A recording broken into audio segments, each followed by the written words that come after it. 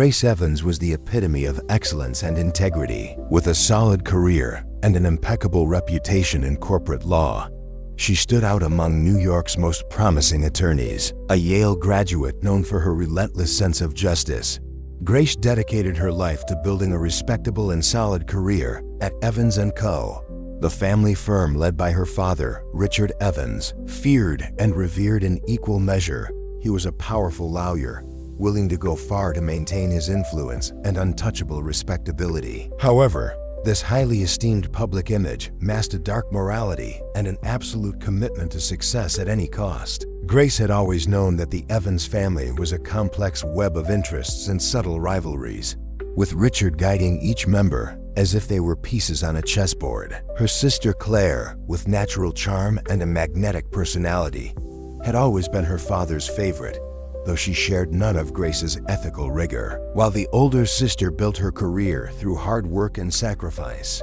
Claire flirted with the corporate world, using shortcuts and manipulations to secure her position as the family star. From childhood, Claire and Grace had lived in a silent competition, but Grace never imagined that her admiration for her sister would one day turn into resentment. Everything changed on a rainy November night. Claire appeared in Grace's office, her face stained with tears and her gaze carrying a vulnerability she rarely displayed. "Grace, I need help," she whispered, almost inaudibly as raindrops ran through her hair. Grace, always helpful, felt her chest tighten with worry. Claire, without ever revealing the true reason for her desperation, convinced Grace to sign a series of urgent documents, claiming it would prevent the company from losing an important contract. Trusting her sister blindly, Grace signed the papers without reading all the details.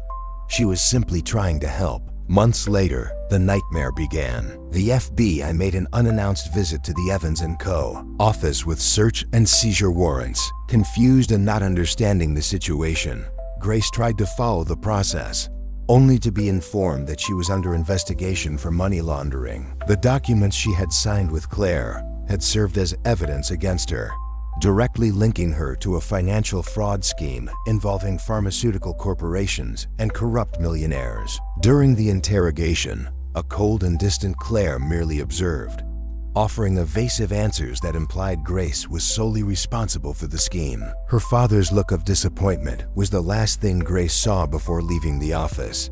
Knowing that her career, her reputation, and her future were ruined, within weeks, she lost everything. She tried to confront her family, but Richard was categorical. "We needed someone to protect Claire. She couldn't be involved in this." His voice, which had once been a cornerstone in her life, now sounded like a sentence of betrayal. Grace realized with painful clarity that her family saw her as disposable. Now isolated, Grace had to face media ridicule and public humiliation as she tried to rebuild her life far from the Evans name's influence. She moved into a modest apartment in Brooklyn, losing everything familiar to her. In moments of loneliness, a spark of revolt grew within her. At first, it was just the pain of betrayal, but slowly, the desire for justice turned into something darker. Grace didn't just want to expose her family's frauds.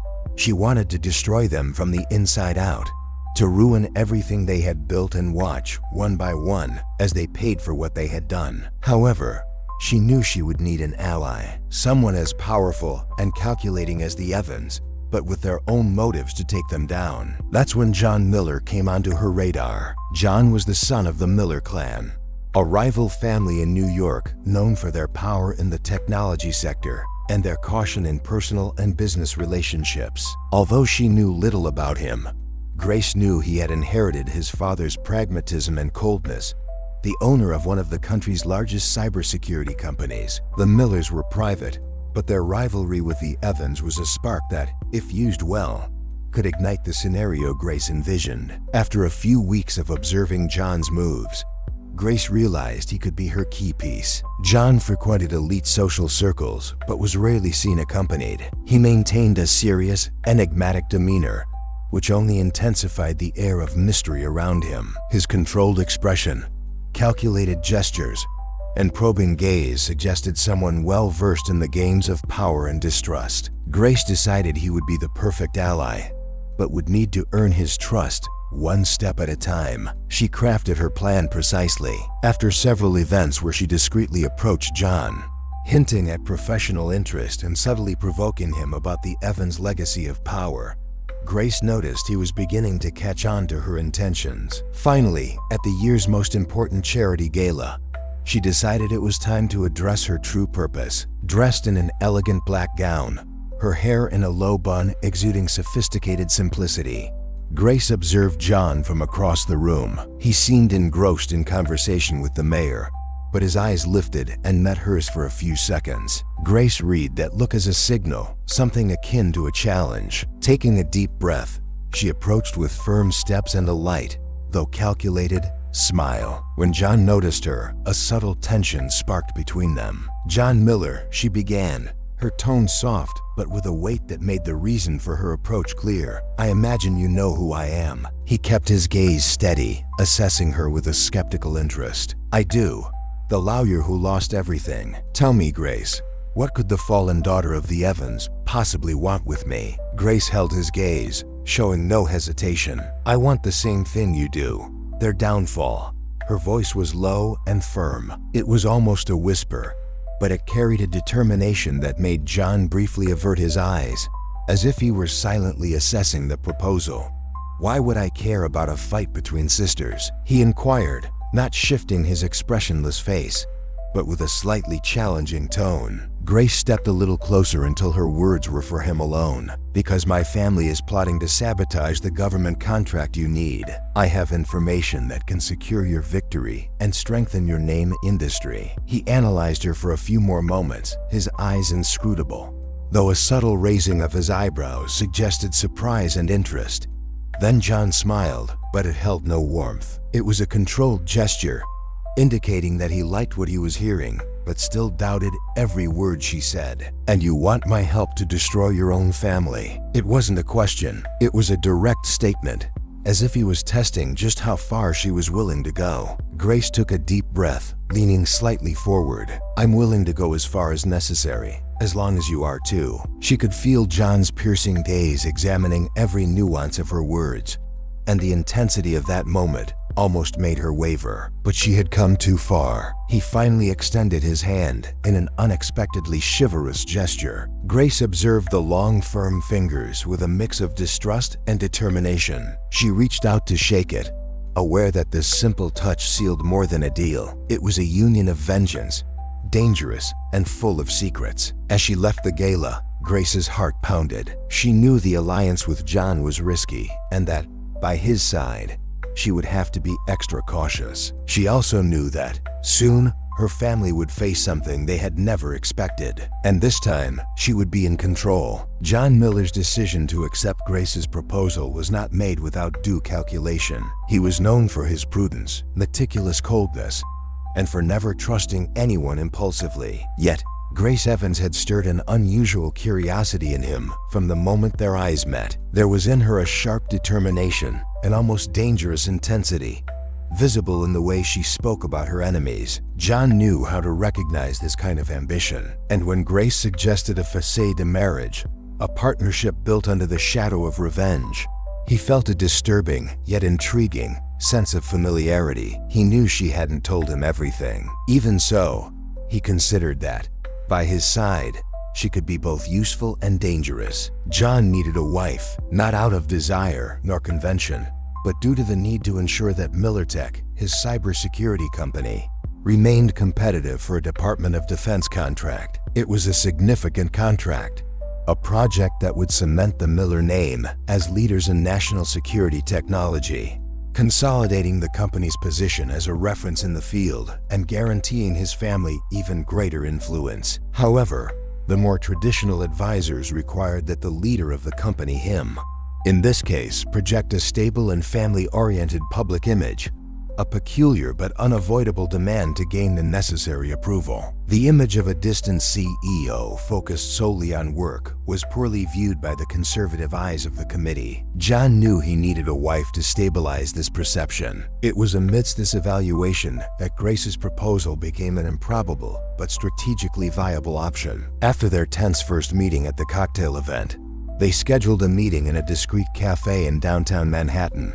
known as a secure and private spot for public figures. Seated across the table in a setting that combined elegance and privacy, John observed Grace. He watched how she maintained a steady posture, her delicate hands motionless on the table, her unwavering gaze that didn't shift focus for a second. Though she had outlined the plan, he wanted more details, as he knew a commitment like this would require more than a vague proposal. And above all, he wanted to understand who Grace Evans truly was. The marriage he began, breaking the silence with a controlled yet incisive tone. "Do you know what you're proposing, Grace?" She looked at him without hesitation, her eyes conveying a firmness that bordered on defiance. Her voice was low, but as resolute as her gaze. "I know very well, and I also know we can help each other, John. I need a strategic alliance, and you need a solid public image. This union solves both our problems." He interlaced his fingers, a calculated, almost imperceptible gesture, assessing her resolve. "And why should I trust you?" His tone was somewhat cold, but provocative. A woman willing to sacrifice her own reputation in a sham marriage and destroy her own family doesn't exactly seem trustworthy. Grace remained calm, although she knew this was the weakest point of her proposal. She was aware that her life was now viewed with suspicion, and that, in John's eyes, she was little more than a risky bet. However, without faltering, she lifted her chin. "What you need to know is that I'm your best chance, John. I was a respected lawyer and built a solid career. My personal life may be in ruins, but my competence is still untouchable. You don't need to trust me, but you know that. Publicly, we're an unbeatable combination." John kept his gaze fixed on her, silent. After a few seconds, he gave a slight nod, as if accepting an inconvenient truth. "Agreed. Marriage is a convenient solution. But Grace, don't think we'll just sign papers. We'll need to align everything convincingly. That means you'll need to live by the same standards I maintain." Grace nodded, intrigued. "What does that include, exactly?" John leaned forward, his eyes assuming an enigmatic expression. "It includes an impeccable public life, events, dinners, meetings with executives and partners, and occasionally, under the same roof. I won't take unnecessary risks to make our marriage appear forced or for convenience." She absorbed every word, processing what this would entail. The closeness to John and immersion in the Miller's life would be demanding. Even so, Grace was willing to take the risk. "For how long?" she asked, her voice showing a mix of caution and determination. John hesitated for a moment before replying. "The defense contract lasts 5 years, but we need to establish a solid image in the first 2 years, at a minimum. That will be our initial period. After that, we can reassess." She nodded. 2 years alongside John Miller would mean giving up the little that remained of her personal life, but also gaining a privileged, strategic position to observe and act against the Evans family. She knew that marrying John was a golden opportunity to start her revenge, but it also meant exposing herself to emotional risks she had carefully avoided until now. On some level, she was aware that dealing with him was a double-edged sword. "If 2 years is what's necessary, then that's what we'll do. But I need to know, what else do you expect from me?" John leaned back in his chair, keeping an impassive face, but his eyes probing. "Absolute discretion and commitment. We're not making this a spectacle. You'll have the freedom to manage your personal life within the agreement. But I expect you to fulfill the role of a dedicated wife and respect the contract's boundaries. Any slip-up that exposes our union or threatens Millertech's business will be considered a breach of contract." Grace slowly nodded, her gaze hardened. "And as for the role of wife, I assume you're not expecting a submissive wife." He briefly smiled, a calculated and controlled gesture. "I'm not expecting submission, Grace. I'm expecting partnership. As long as you're by my side and respect the limits we've agreed upon, you can act with independence. But don't expect second chances if anything jeopardizes my reputation or the company's." His answer not only gave her an idea of what John expected, but also convinced her that he was exactly the ally she needed. Without further words, she extended her hand firm. "We have a deal then." The handshake was brief and intense, but carried a deeper meaning. Both were aware that, from that moment on, their fates were intertwined in a risky way. Grace felt a mix of excitement and caution, knowing she was treading on ground that could lead her to the revenge she longed for, or to something she couldn't yet foresee. From there, preparations began. Though the marriage was merely a formality, John insisted it be conducted with discretion and elegance. He chose an old church on the Upper East Side for the ceremony, reserved for a few influential figures and close family members who could keep the secret. Grace, dressed in a simple, sober white suit, perfectly embodied the role of a reserved and respectable wife. John, beside her, maintained his unshakable expression,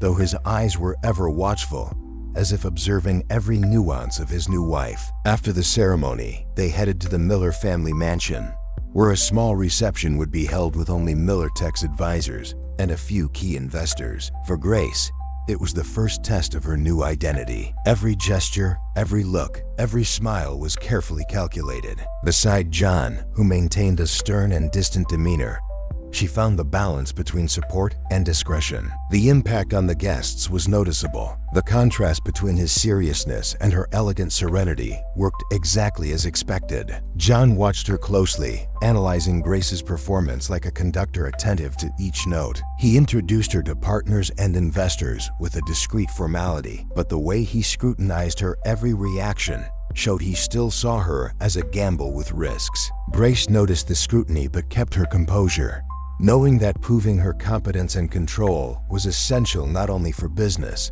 but to establish the necessary bond of trust with him. The following week, Grace was formally introduced to Miller Tech's main executives. Her presence generated a wave of curiosity and respect among employees and partners. To many, she seemed the perfect balance of discretion and presence, a figure that softened John's rigid and almost impenetrable image. Gradually, they became the enigmatic couple that investors admired, consolidating the public image John and Grace had agreed upon. However, Grace knew this was only the beginning. She was aware that the alliance with John would bring strategic opportunities, but also unexpected dangers. She knew that, with him, any misstep could be fatal. Yet, as the days passed, she felt that, finally, she was ready to deliver the first blow. From the outset, the marriage between Grace and John followed the strict, calculated terms both had established. It was an agreement founded on mutual advantage,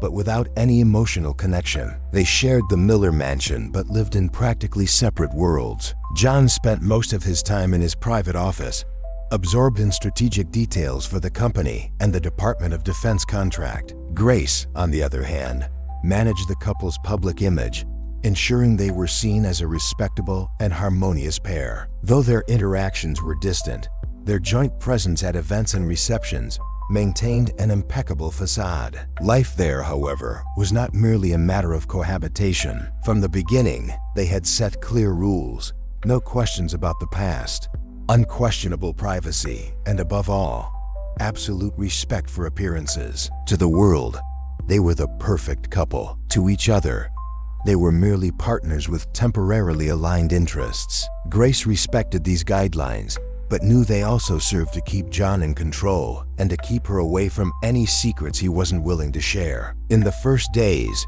Grace saw an opportunity to use this union as a disguise to get closer to figures who might clarify the dark events that had destroyed her career and reputation. Her investigation began with small, calculated steps. At every event and reception where she accompanied John, she discreetly probed the ground, seeking information from people who might have leads about her family's dubious dealings. And although she tried not to draw attention, John seemed to notice her every move. He observed her with a constantly watchful gaze, analyzing her expressions, assessing each interaction as if trying to decipher her true motives. Grace knew she had to be careful, for John was perceptive and cautious. One evening, during a charity event in Manhattan, Grace found a concrete opportunity. Among the guests, she spotted Paul Henderson, a former Evans associate who had left the company shortly before the scandal erupted. He had always been close to her father and was well acquainted with the internal operations of the Evans family,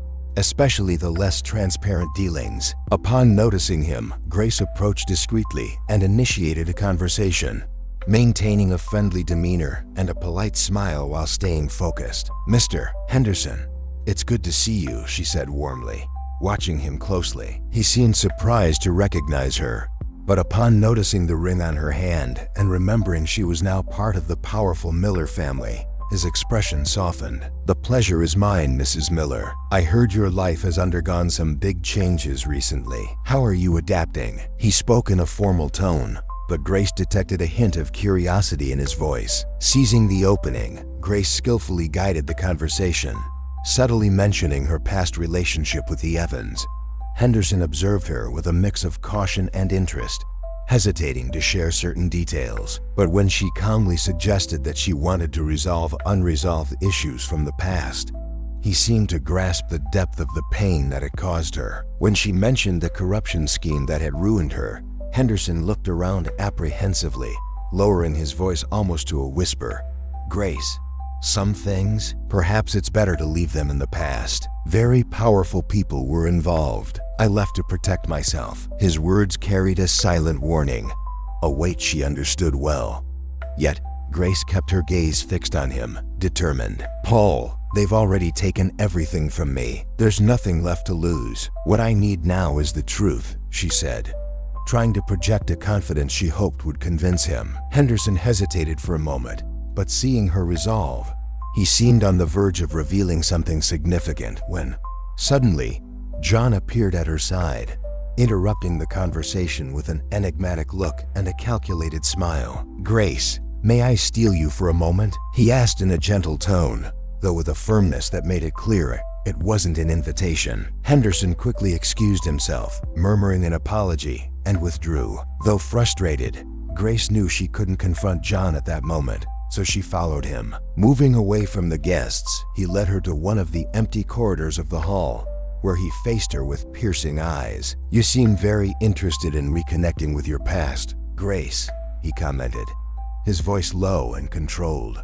but laced with suspicion. She lifted her chin, standing firm. "People approach me out of curiosity, John. It's only natural they ask about my past life. Everyone knows what happened." Her response was calm, yet carried an implicit determination that he did not fail to notice. He watched her for a long moment, his eyes studying every detail of her expression, as if trying to read her intentions. "I hope you're aware that our agreement depends on your discretion. Maintaining ambiguous conversations with people from your past can be problematic, especially when you can't control what they might say or imply."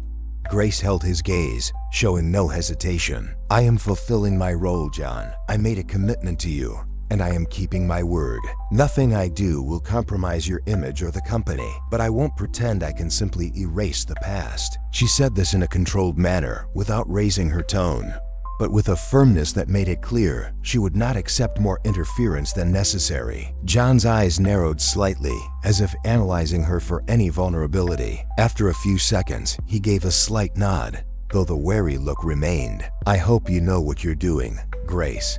We have an agreement, and I don't tolerate betrayal." He kept his gaze fixed on her before walking away, leaving her alone in the corridor. Grace felt the weight of his warning, but her certainty that she couldn't back down was even stronger. In the weeks that followed, Grace continued her investigation, though now with even greater caution. She used social commitments to maintain contact with people who could help her, but now acted with surgical precision. During a dinner honoring a prominent figure in the legal sector, she had the chance to talk with a political aide who had information about past money laundering investigations. The man, initially wary, revealed that certain files on large corporations were mysteriously disappearing from public records, a practice suggesting powerful influences, like those of the Evans.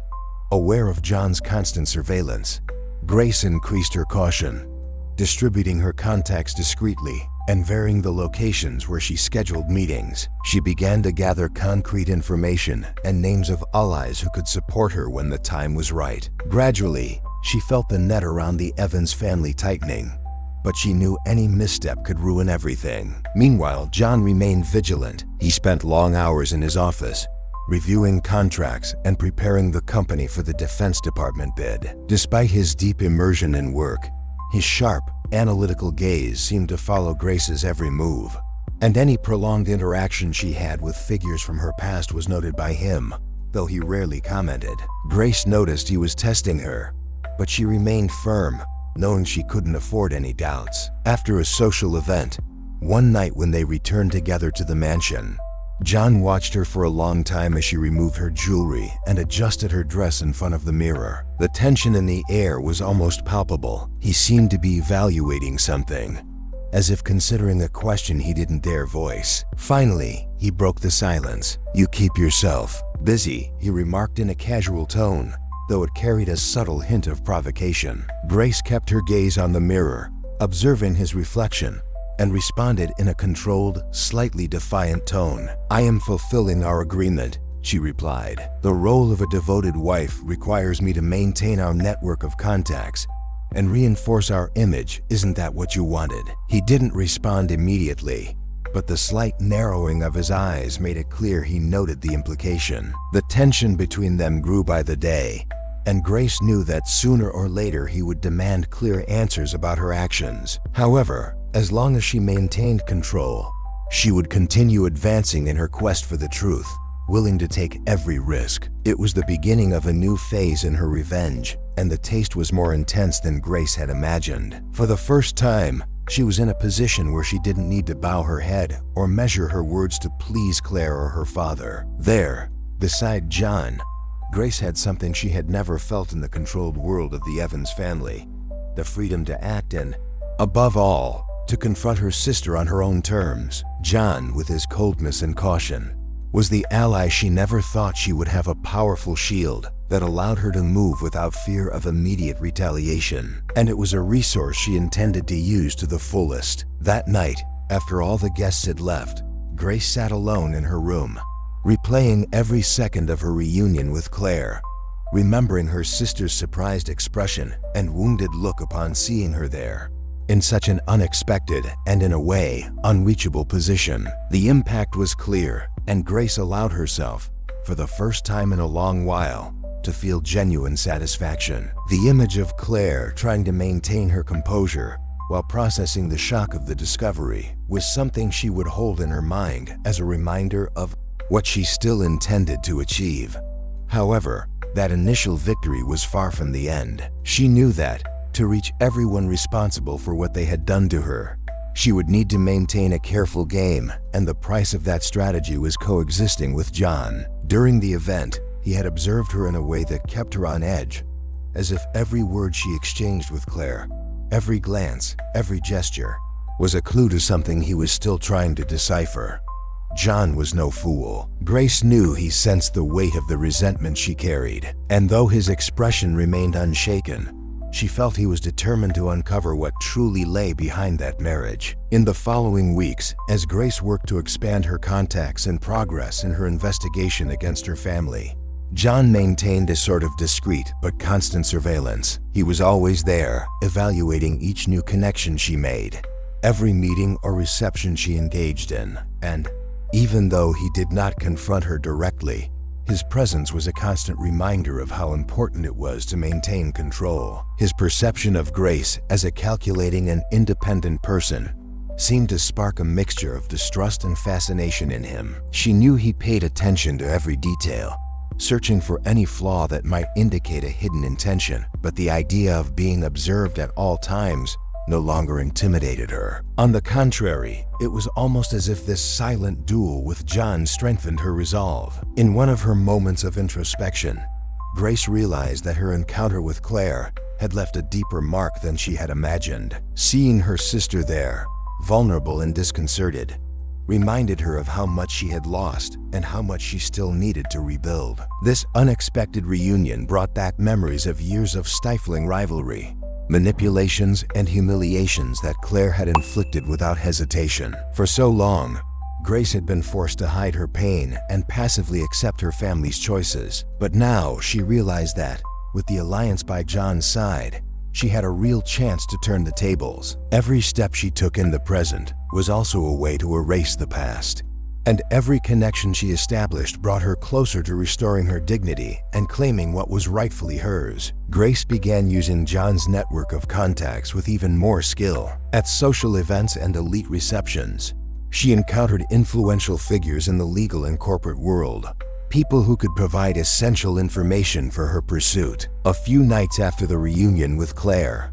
she met a liar specializing in high-level financial investigations, someone familiar with the methods corporations used to cover up fraud. They had a brief conversation, but it was enough for him to give her an important lead about possible tampering with evidence in the Evans files. This information reinforced the foundation of her revenge and opened new avenues of action. Meanwhile, John continued to observe her, without interference but with growing suspicion of her intentions. Grace sensed he was close to questioning her directly about her motivations, and this silent game with him became a constant test of her ability to maintain her disguise. John, with his calculating eyes and controlled expression, showed curiosity about her every advance, every new contact she made, and every detail that surfaced in her interactions. And although he would never admit it, Grace realized that living with him was a test of endurance and strategy, forcing her to be even more cautious with her moves. One night, as they returned from a dinner with investors,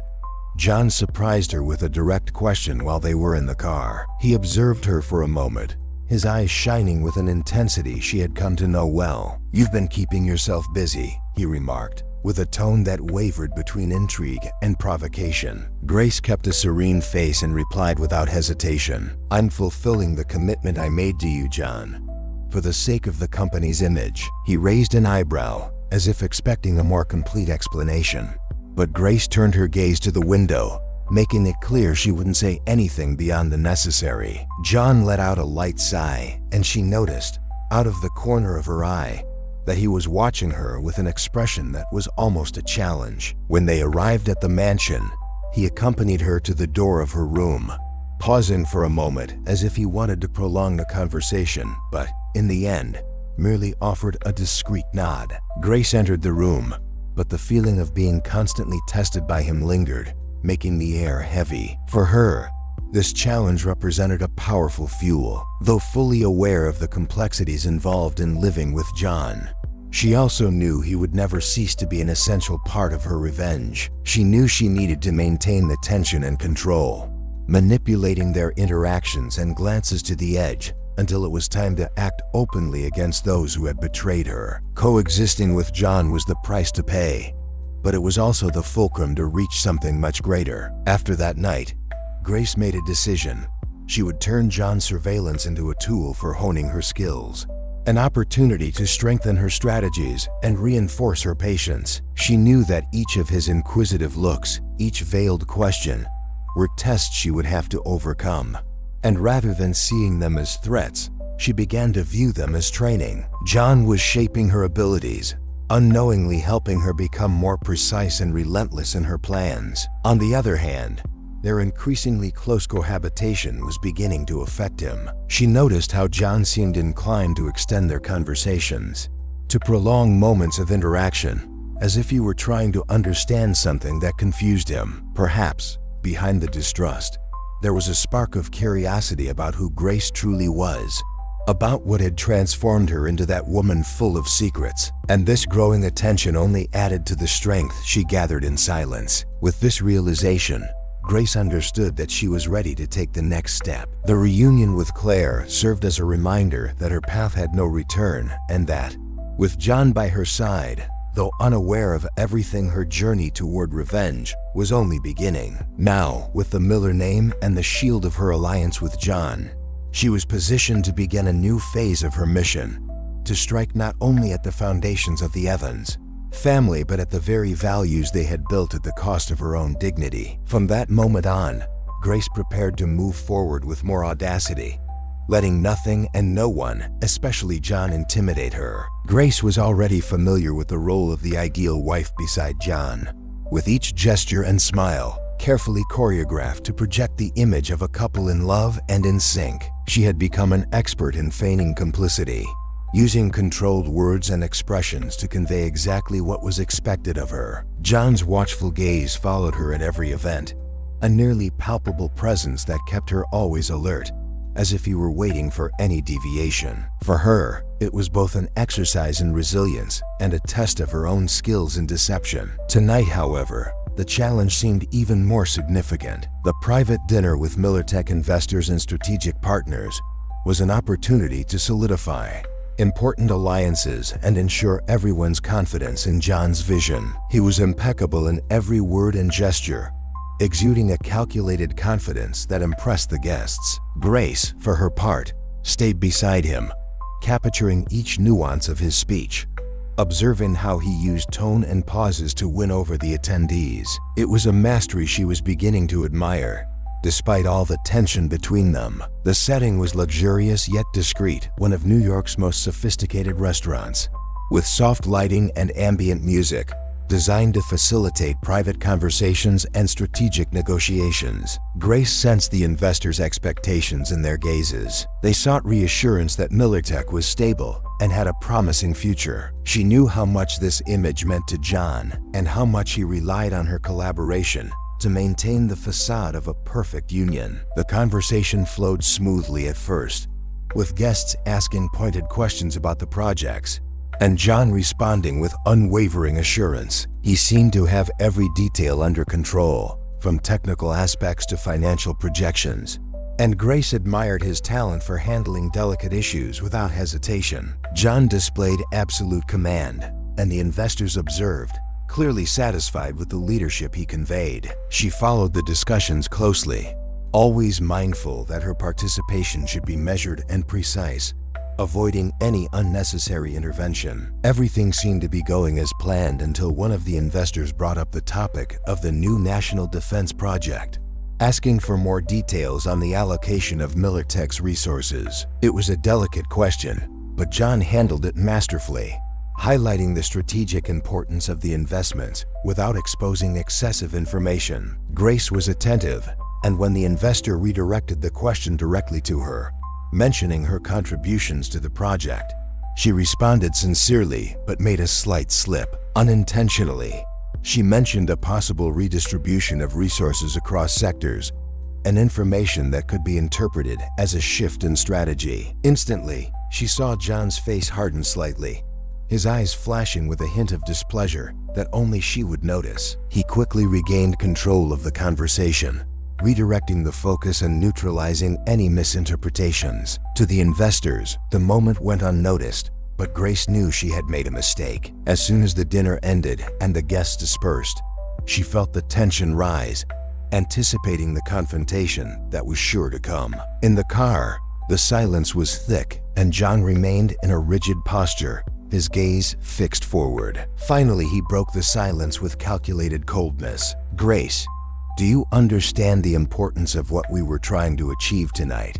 His question was not merely rhetorical. There was an implicit tone of reproach that made her take a deep breath. "I just wanted to be transparent," she replied, her voice controlled, knowing this wouldn't be enough. John cast a piercing look in her direction. "Transparency is a useful quality in many areas, Grace. But when it comes to strategic negotiations, every word needs to be weighed. It's not the kind of place for sincerity out of context." There was a touch of irony in his voice, something that underscored the tension. Grace maintained her composure, though she felt her pride sting. "Maybe if you trusted me enough to give me a more complete view of the project, I would know how to act." He raised an eyebrow, his expression hardening. "Trust isn't something you demand, Grace. It's something you earn. And until that happens, I expect you to understand that our partnership requires control and precision. I can't allow impulsive choices to jeopardize months of work." The seriousness in his tone was almost cutting, and Grace felt the weight of each word. The conversation ended, but the impact of the confrontation echoed in Grace's mind all night. He didn't consider her capable of standing fully by his side, and that realization hurt more than she wanted to admit. But instead of leaving her shaken, it only reinforced her resolve. She decided that she would not only earn his trust, but become someone indispensable to MillerTech's success. In the following days, Grace immersed herself in the company's internal reports and documents, studying every detail of the defense project and working to understand the financial and technical aspects with a precision even John wouldn't expect of her.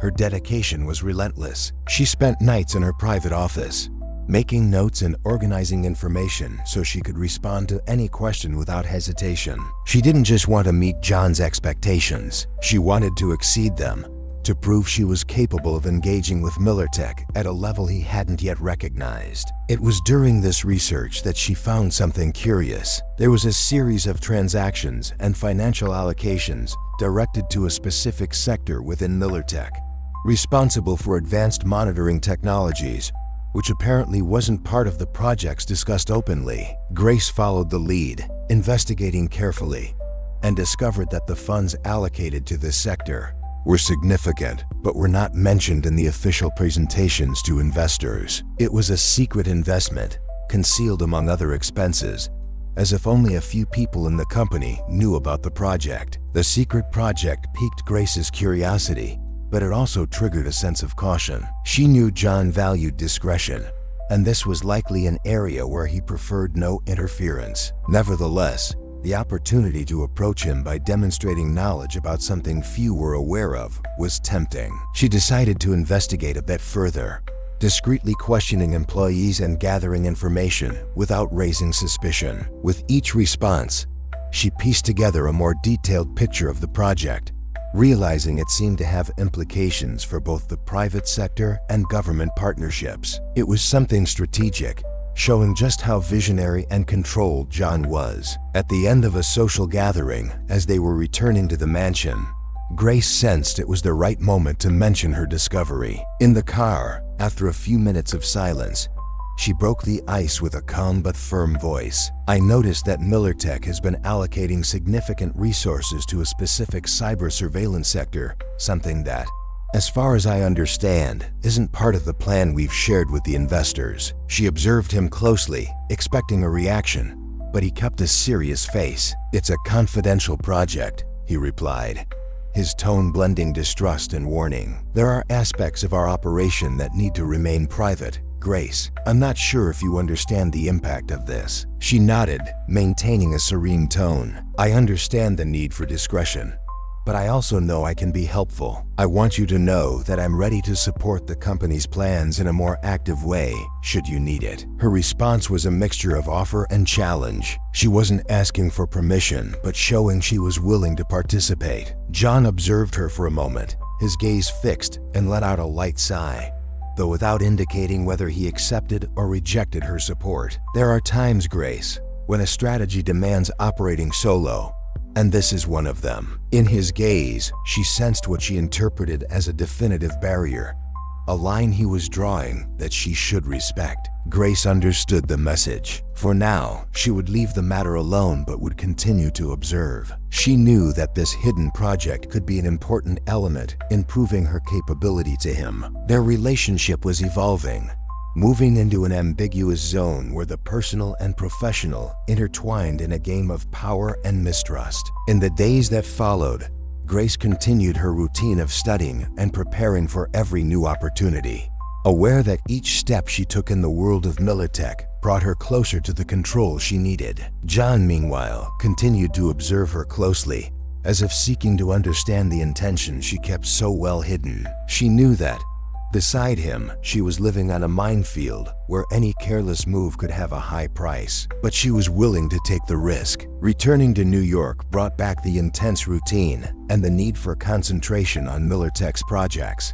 But for Grace and John, things would not be the same as before. The trip to Washington had left deep marks, and as much as they both tried to return to the formal tone of their facada marriage, there was a tension, an unspoken desire, that drew them closer and challenged them in increasingly evident ways. For Grace, John's gesture of trust in giving her confidential project information had changed the game. She sensed that he was beginning to see her as more than a convenient wife, and against her will, she felt something similar. But she still had a purpose, a promise of vengeance that guided her every step. On the first night back at the mansion, the silence between them was marked by a tense complicity. It was as if both of them knew that their relationship was evolving into something beyond the original agreement. They exchanged glances frequently, and although John's behavior remained formal and controlled, she noticed the looks he cast at her, as if he were trying to understand more about her. Grace, for her part,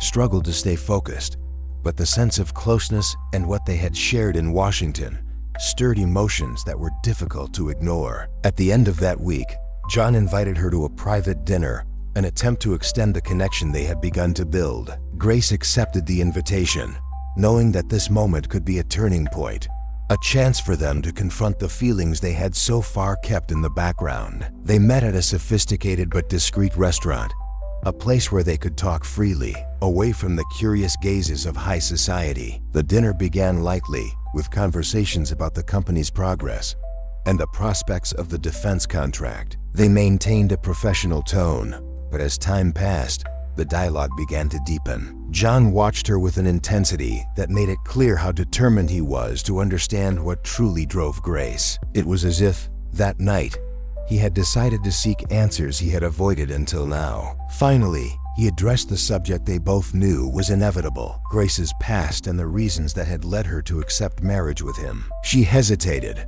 aware that revealing too much could compromise the control she fought to maintain. But at the same time, Grace felt that this was a moment of sincerity, a rare moment when she could reveal a part of herself. "After everything I went through with my family, the marriage was an opportunity to start over," she said, her voice firm but filled with emotions she tried to contain. "Accepting this was a chance to prove that I am more than what they made me believe.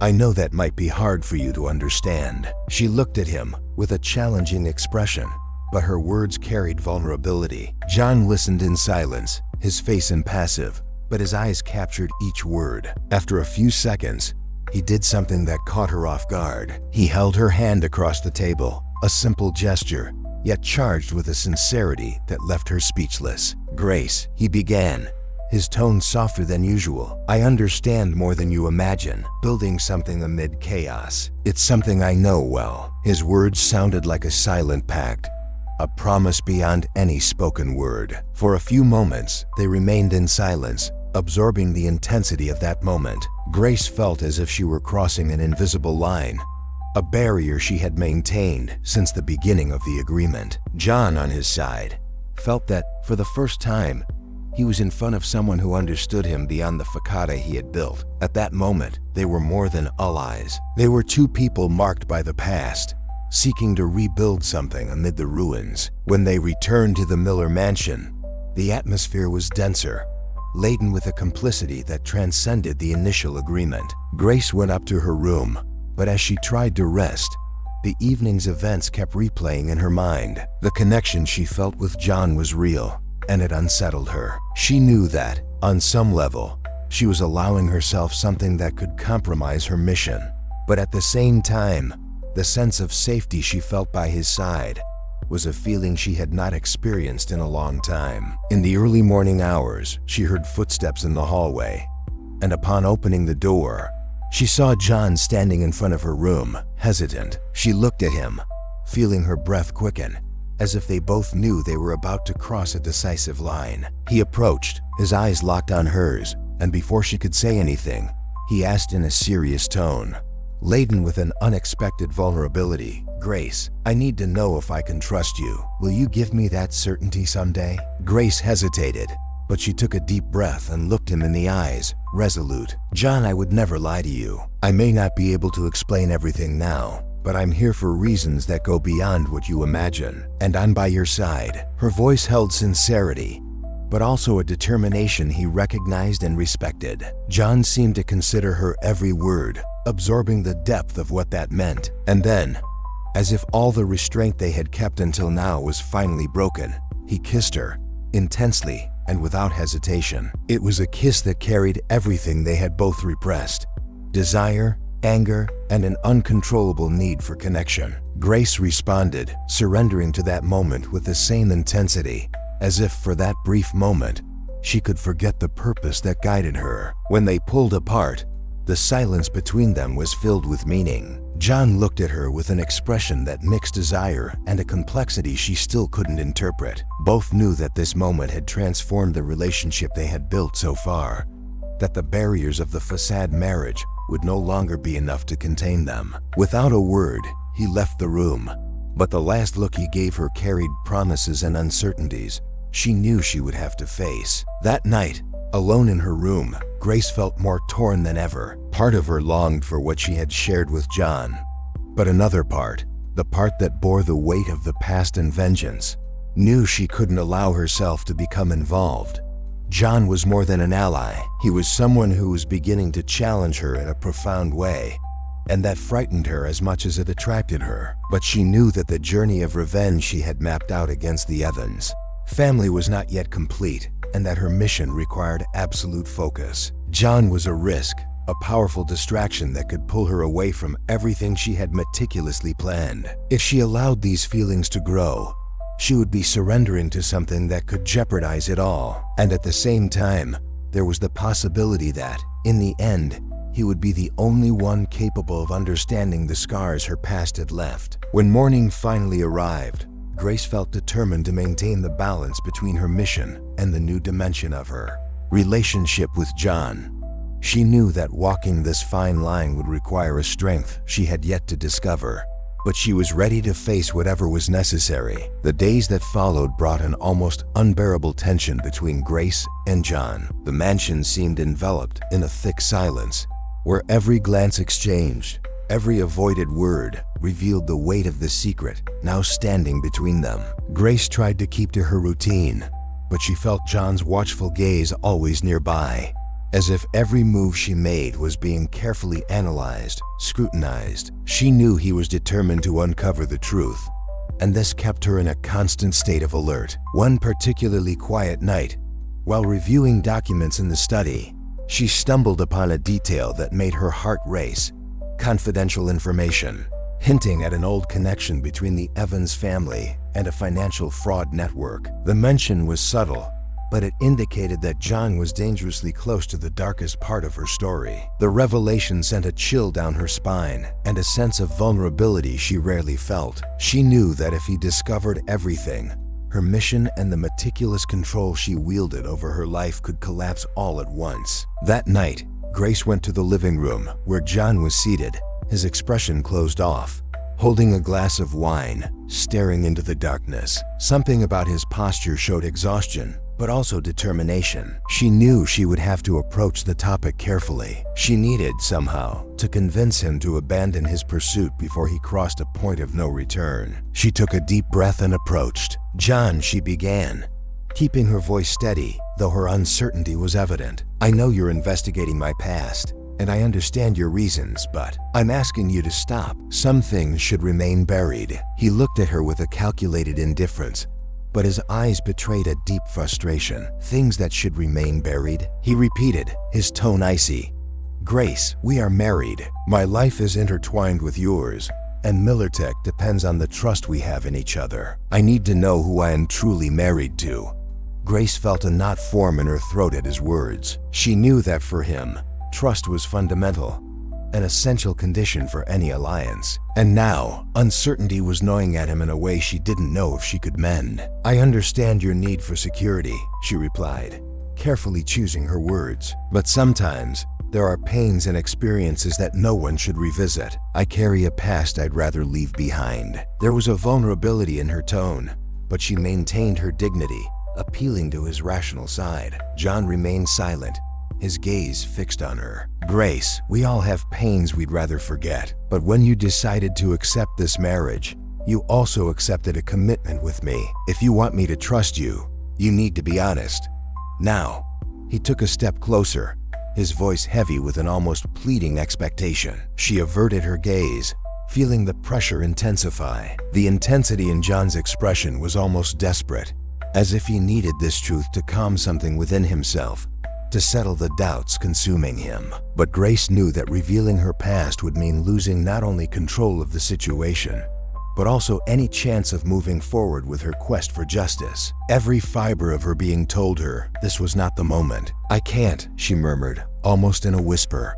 The disappointment on his face felt like a blow. John stood motionless for a moment, but his expression closed off, his gaze hardening as if an unbreakable wall had risen between them. Then, "Grace," he said, with bitter coldness, "maybe you should have been honest before accepting this marriage." His voice was frigid, and she knew that, from that moment, the fragile thread of trust that had existed between them was severed. Without another word, he turned and left the room, the sound of his footsteps echoing through the empty house. That night was long for both of them. Grace remained still, feeling crushed by the choice she had made and by the distance now established between them. Deep down, she knew this was the price to pay to protect what mattered to her, but it didn't lessen the pain of the rift, the hurt etched in John's gaze, and all they had begun to build. In the following days, the tension between them transformed into a silent war, where every gesture and word was meticulously calculated. John intensified his surveillance, keeping staff alert to her every move, checking every detail that might lead to the truth Grace fought so hard to hide. Every step Grace took was monitored, and she felt the weight of suspicion constantly, like a shadow that pursued her. Their relationship had become a game of control and endurance, where both knew a single misstep could ruin everything. The constant pressure was beginning to wear on her. The feeling of being watched every moment, of not being able to trust anyone, even within her own home, was exhausting. Grace tried to stay focused, but John's presence and the emotional toll weighed on her, leaving her in a state of physical and mental fatigue. He watched her with steely eyes, maintaining the same rigid and calculating posture he used with his enemies, as if she were just another adversary to be defeated. One evening, while passing by the library, Grace found him alone, staring at some distant point,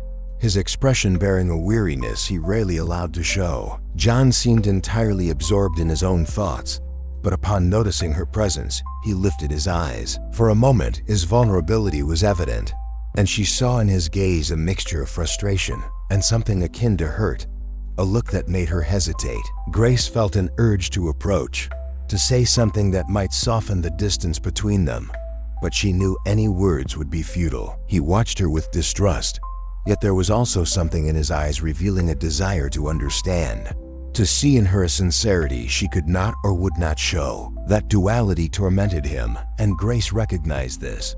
But there was no room left for retreats or concessions. She had come too far to turn back now. "Grace," he finally said, his voice controlled and cold, but with a hesitation she caught immediately. "If you're truly here by my side, prove it.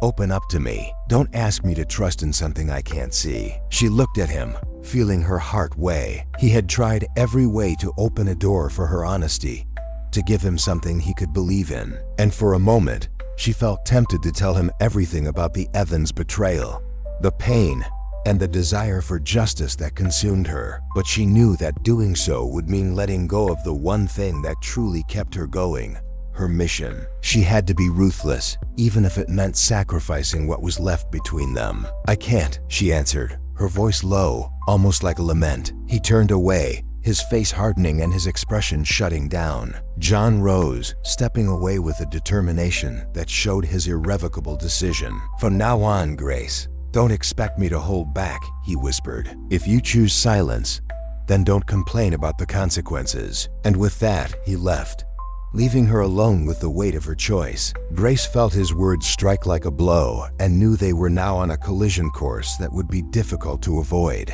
John was determined and relentless, and she was about to face the wrath of someone who knew no limits in protecting what he considered his. What had once been an alliance was now becoming a silent battle, where they both knew only one could emerge victorious. That night, alone in her room, Grace stared at the ceiling, feeling exhausted and torn. She knew that her quest for vengeance was still the most important thing, that her desire to expose the Evans and seek justice was what kept her alive. But the thought of losing John, of seeing him become an enemy, of breaking the bond they had created, consumed her with a pain she wasn't prepared to face. She was trapped between two opposing forces, and the price of her choice seemed higher with each passing day. When morning came, Grace decided that, no matter what, she would continue her mission to the end. She knew the truth would eventually come to light, but she needed time. Needed to keep control while John drew dangerously close to the truth. Each of her movements would have to be calculated precisely, each word a shield against his relentless persistence. Grace understood she was walking in a minefield, where any slip could be fatal, but she believed her determination would be her armor. The routine between them continued in a cold, methodical silence, both performing their duties without ever letting down their guard. John was careful, keeping watch on everything she did, every outing and every contact. almost as if waiting for her to reveal some secret in an unguarded moment. Grace, for her part, remained calm and patient, disguising the anguish and fear that he might be closer than ever to discovering her purpose. Then, one afternoon, while reviewing Millertech's documents, Grace found a report that left her alarmed. It was a preliminary investigation into a company connected to the Evans, a subsidiary involved in suspicious financial transactions. Reading the document made her realize that John had reached a critical connection, a lead that, if pursued fully, would unveil the Evans' link to the financial scandal she had fought to expose. He was too close to the truth. The realization that John was so close shook her in an unexpected way. If he discovered the reasons behind her presence there, she would lose control of the narrative she fought to maintain. Worse, it could expose him to the repercussions of a vengeance that would go public, creating chaos that would impact not only his reputation,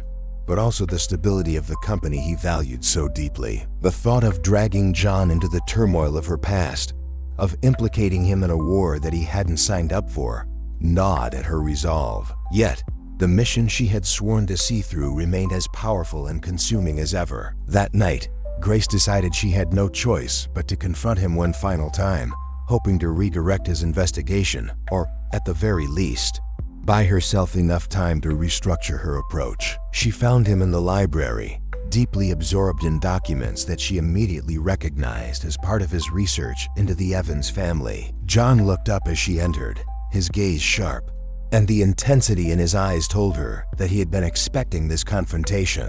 Grace felt the weight of that look, but she moved forward, resolute. "John, we need to talk," she began, her voice serious and controlled. "I know you're determined to uncover everything, but I'm asking you to reconsider. Please, hear me out." He watched her with an inscrutable expression, giving nothing away. "Grace, you've had opportunities to be honest. You chose silence, and now you're asking me to ignore the very thing that's staring me in the face?" She could see his resolve was unwavering. The determination in his eyes made her realize that she might not be able to sway him, but she needed to try. She needed to find a way to stall him, to prevent him from pushing any further. "John, I'm asking you to trust me.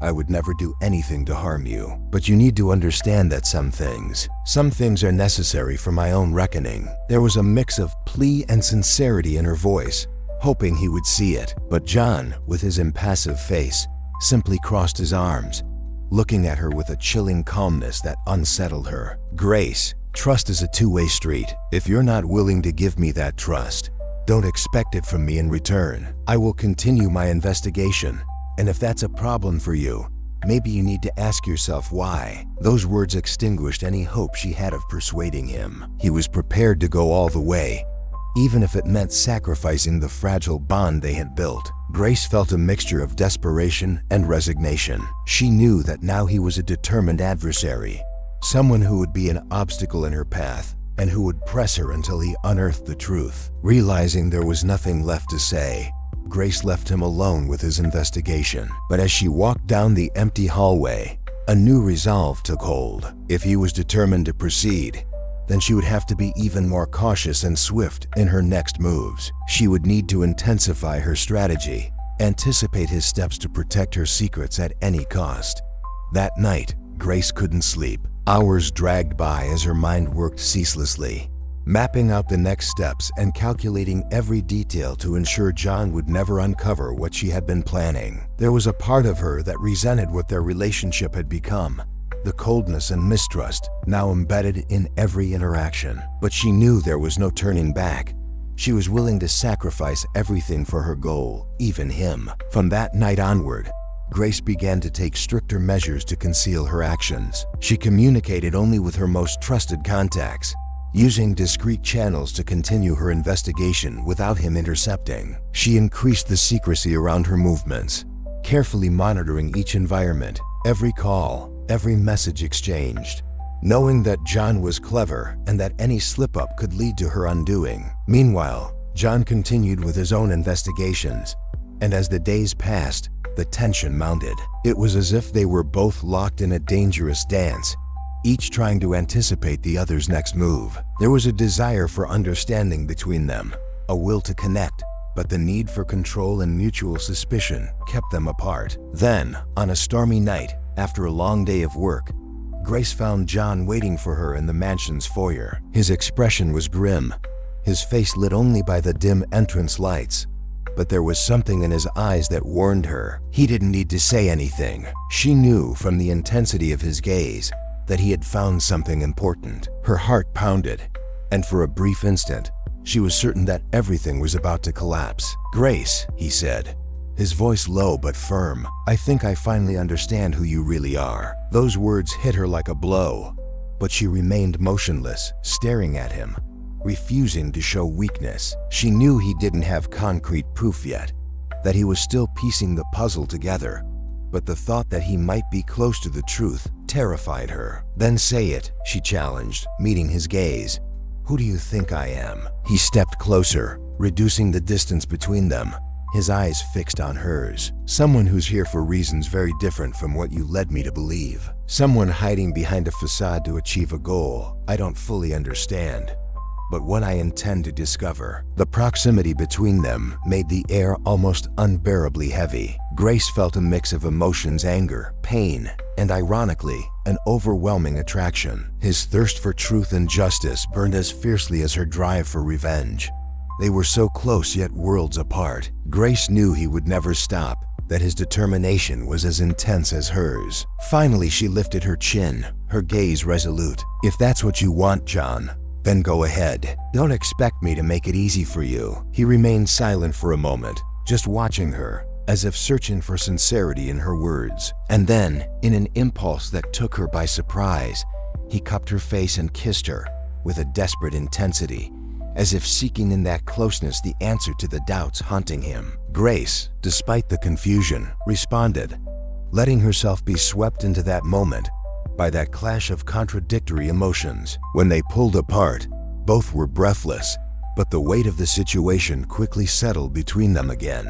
John released her, his face returning to its hard, implacable expression. "This doesn't change anything, Grace," he said, his voice cold. "I will find out what you're hiding, whether you like it or not." And with those words, he walked away, leaving her standing there. Grace stayed rooted in place, feeling the bitter taste of the battle that was intensifying between them. She knew that the line between attraction and rivalry was dangerously thin, and that, sooner or later, she would have to make a final choice. That kiss, loaded with desire and resentment, marked the beginning of an even more perilous phase in their relationship, a phase where the truth could become the weapon that would destroy them both. That night, as the storm raged outside, Grace braced herself for the war she knew was coming. The continuous proximity between Grace and John was a constant test for them both, a tension that seemed to deepen each day, transforming into something neither could ignore. Grace tried to maintain her impenetrable control,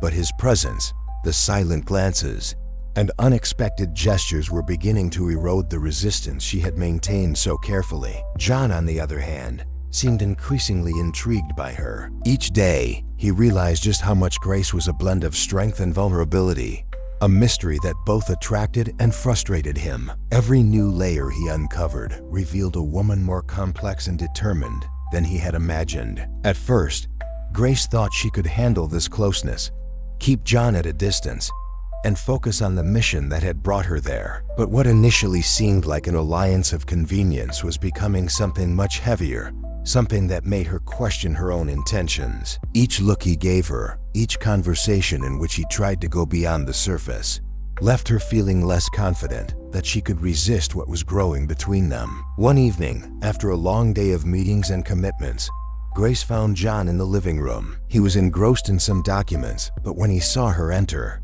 his eyes lifted and locked onto hers with an intensity that left her momentarily speechless. The silence between them was charged, and for a moment, Grace felt her heart race. It was as if every unspoken word hovered in the air, waiting to be revealed. She tried to maintain a serene demeanor, but his gaze disarmed her in a way that frightened her. "Grace," he said in a calm tone, but it was loaded with meaning. "Have you ever thought about being a little less unapproachable?" His provocation was light, but there was a touch of sincerity in his voice, as if he genuinely wanted to see her let her guard down. Grace gave a small smile but didn't respond immediately. She knew he was trying to draw closer, to cross the barrier she kept so carefully in place. And for a moment, she felt the desire to let him, but she knew that giving in would mean compromising everything. Some barriers exist for a reason, John, she finally replied, her voice soft but with a note of firmness. He nodded but didn't break eye contact. Maybe, he murmured with a half smile, but I wonder if that barrier is really there to keep me out or to prevent you from coming closer. His words echoed in the silence, leaving her without a response. She knew he was right, that much of her resistance was a way to protect herself, to keep the feelings she fought to suppress at bay. That night left her reflective. Grace knew that what she felt for John was more than a fleeting attraction. Each of his gestures, each carefully chosen word, made her yearn for something more, something she hadn't felt in a long time.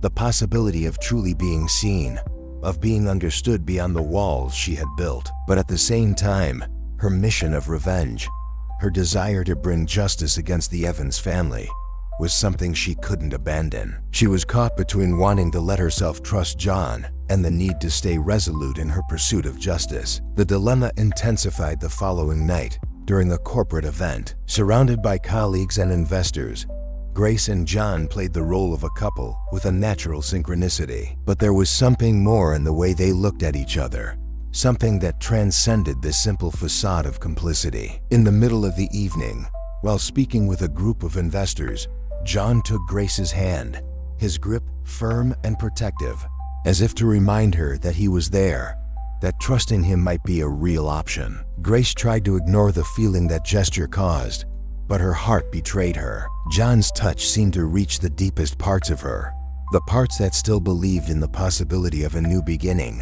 of a life free from the shadows of the past. When he pulled her into a brief dance, swaying to the soft music in the hall, she allowed herself to be led. Their bodies were close, and the connection between them was undeniable. In that moment, Grace felt as if no one else existed besides them. "Grace," he murmured, his voice low and intense, "I see something in you that you try so hard to hide. Why won't you let me in for real?" His question was direct, but there was a vulnerability in his tone that made her hesitate. She knew he wasn't just referring to the secrets of her past, but everything she kept buried: her fear, her pain, and her desire for vengeance. Part of her wanted to open up, to share her feelings, but another part, the part fueled by revenge, reminded her that the path she had chosen didn't allow for the kind of intimacy he offered. "Because maybe some things are better left hidden," she replied, trying to keep her tone light but failing. John sensed the evasion,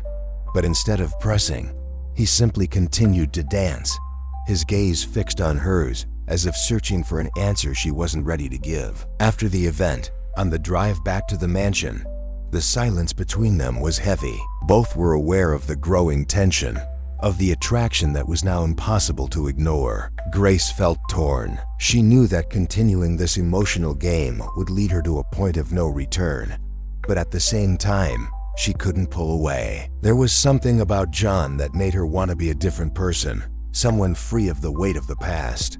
But at the same time, the revenge she sought against the Evans family was a commitment she wasn't willing to break. Back at the mansion, John accompanied her to her bedroom door. Grace hesitated, expecting him to leave, but he remained there, his expression serious, his eyes fixed on hers. "Grace," he said, his voice gentle but firm, "I know there's so much more than you're letting me see. You don't have to pretend all the time." She felt the impact of his words, and for an instant, she almost allowed herself to say what she felt, to confess how much he disturbed her, how much his presence shook her control. But memories of the past, the image of the Evans family, and the pain she carried made her step back. She averted her gaze, trying to hide the emotion that threatened to surface. "It's not that simple, John.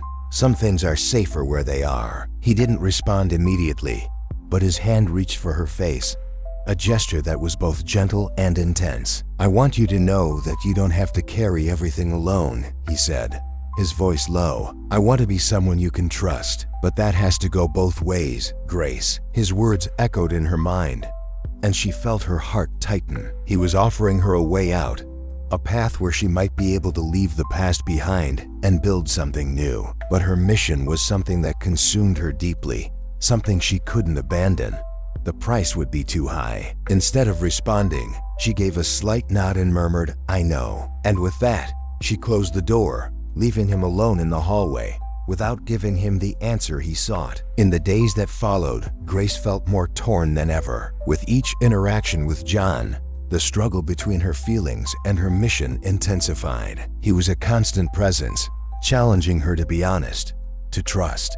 But she knew that if she surrendered completely, she would risk everything that had kept her strong for so long. She tried to keep herself emotionally distant, but deep down, she knew she could no longer ignore what she felt. As she wrestled with these feelings, John seemed locked in his own internal battle. He wanted to trust her, but the mystery she represented frustrated him. There was something about Grace that drew him in a hidden strength, a complexity that made him want to unravel her. The more he tried to understand who she was, the more he felt ensnared by the enigma she represented. It was a relationship marked by a tension that pulled them toward each other, but also by a barrier neither of them knew how to break. Finally, on a quiet night, while both were in the library, John approached Grace. She was focused, but she sensed his presence and looked up, finding him closer than she'd expected. Without a word, he took her hand, and she felt the weight of that simple gesture. He looked at her in silence, as if waiting for something, a response,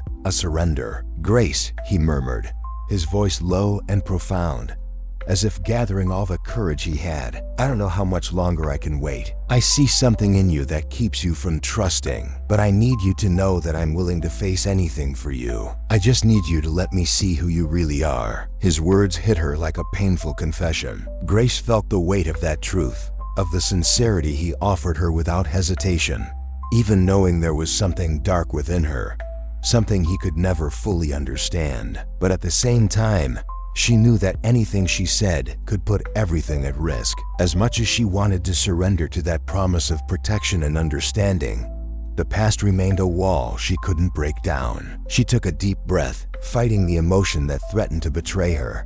"John, she began, but the words failed. Part of her wanted to admit what she felt, to say that, despite all the mistrust and silence, he had become irreplaceable to her. But the memory of her mission, of the pain inflicted by the Evans family, held her back. She couldn't afford to let go of that purpose, the one thing that had driven her forward for so long. To surrender to John's promise of trust and protection would mean relinquishing her deepest motivations and all the sacrifices she had made. She faltered, unable to bring herself to answer him honestly. Finally, she pulled her hand from his, breaking the touch that had made her feel so exposed. "Some things can't be shared, John."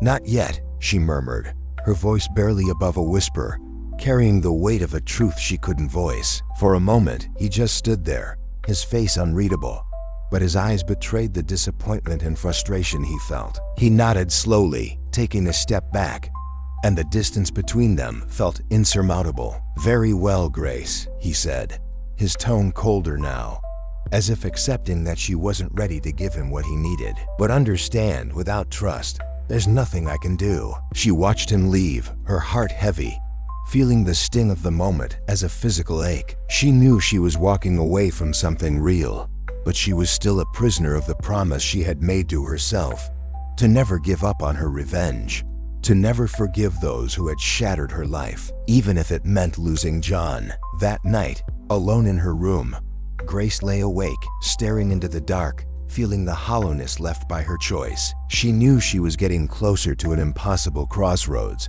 where every decision would carry a steep price. The future felt uncertain, and as the night dragged on, she realized that the path she had chosen might be lonelier than she had ever anticipated. Yet, deep down, she understood that a choice would soon have to be made: either remain bound to the past and see her vengeance through, or risk everything for a future alongside John, a future where trust and vulnerability might free her from the shadows that had long haunted her. The night was wrapped in a silence that seemed to foreshadow something inevitable, and Grace felt the weight of this growing tension between her and John would soon demand resolution. In recent days, every encounter with him had been like walking on thin ice, the tension between what they felt and what they hid becoming more unbearable by the second. John watched her every move, attempting to decipher the mystery she stubbornly held onto. But for Grace, this was no mere game of secrets and distrust. Revealing herself to him meant relinquishing a control that had guided her for so long a decision she wouldn't make without a final reckoning.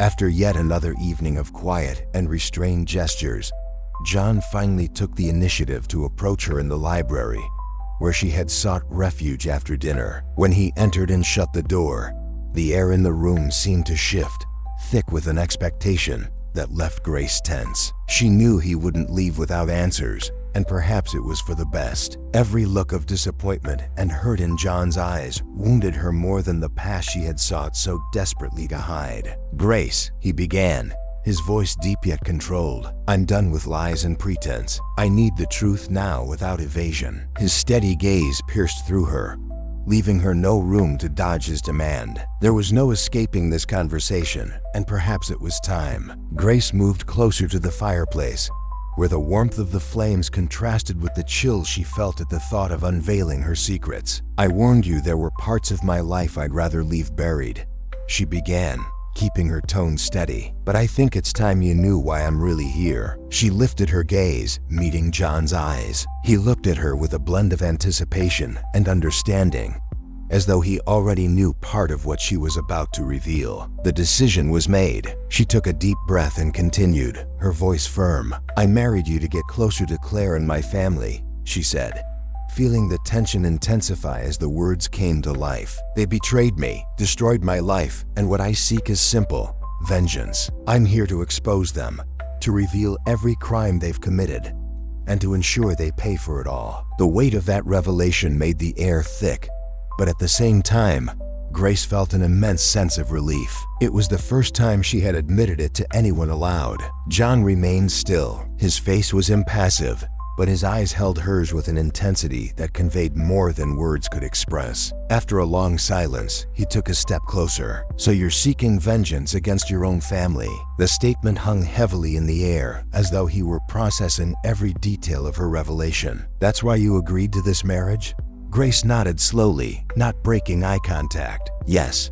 It was the fastest way to get close to them without raising suspicion. You and your family were a bridge to where I needed to be. But I never intended to involve you in this, John." He stood in silence for a moment, absorbing the enormity of what she had just confessed. Then, to her surprise, he took another step forward, closing the gap between them. "Grace, you might have surprised me, but in truth, I understand what drives you." His voice was almost complicit, laced with a determination she hadn't anticipated. John sighed, crossing his arms as if bracing himself to make a definitive choice. "If this is really what you want, then I want to be a part of it. I'll help you, but on one condition." His tone was firm, but there was an unexpected touch of understanding that left her unsettled. His offer took her by surprise, and she felt her heart race. Grace had never imagined John would be willing to get involved in something so deeply personal and dark. "You want to help me? Why would you do that?" The disbelief in her voice was evident, but there was also a flicker of hope she couldn't ignore. He looked at her, his eyes dark and intent. "Because I see something in you that I respect. I understand what it's like to carry a wound that demands vengeance. I know what it is to fight for justice when no one else seems to care." He paused, his gaze serious as he added, "But if I do this, I need your total loyalty. No more secrets, Grace. If we're in this together, I need to trust you." She absorbed the weight of his demand. John was offering her a powerful alliance, but it came with a commitment that required a level of trust and transparency she had never granted anyone. Accepting his alliance meant surrendering complete control over the plan and letting go of some of her deepest fears. Yet, the prospect of finally exacting justice on Claire, combined with the safety John offered, was almost irresistible. "And if I agree?" she asked, her tone challenging yet with a vulnerability she rarely let show. "What do you really want in exchange for that loyalty?" He looked at her, and the silence between them grew almost palpable. "I want the truth, Grace, all of it. I want to know every detail of this plan, and to be certain you trust me as much as I trust you. I can handle anything but dishonesty." Grace knew that agreeing to his terms meant relinquishing part of her autonomy, but she sensed that the moment called for a definitive choice. With John by her side, she might have the strength to confront Claire and finally bring down the web of lies and injustices the Evans represented. "I accept," she replied, her voice low but steady. "But you need to understand that what I carry is dangerous, and I can't promise it'll be easy. My family isn't like any other, and Claire, in particular, is more calculating than you can imagine." John didn't waver. He simply nodded, his gaze resolute. "I know what I'm signing up for, Grace. But there's only one thing I need, the truth. I can handle anything but dishonesty." The pact between them was sealed.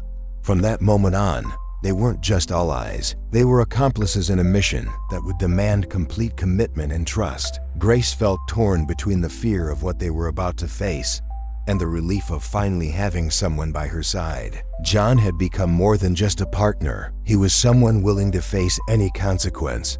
Someone who understood the weight of her pain and the magnitude of her mission. In the days that followed, they both devoted themselves to the plan with unwavering intensity. Grace began to share with him every detail about the Evans' illegal operations, their shadowy contacts, and the influence they wielded in key positions. John listened to every revelation intently, and at times she noticed the cold, calculating look that would settle over him. There was something about him that intrigued her, a strength and calm that made her trust him more deeply than she'd ever trusted anyone. This newfound closeness, however, also accentuated the personal bond between them. With each new revelation, each strategy crafted, Grace felt the barrier between them growing more fragile. They were not just partners. The bond they shared was a mix of desire and complicity, and every moment spent by John's side made maintaining her control increasingly difficult. One night, while they were alone in the library,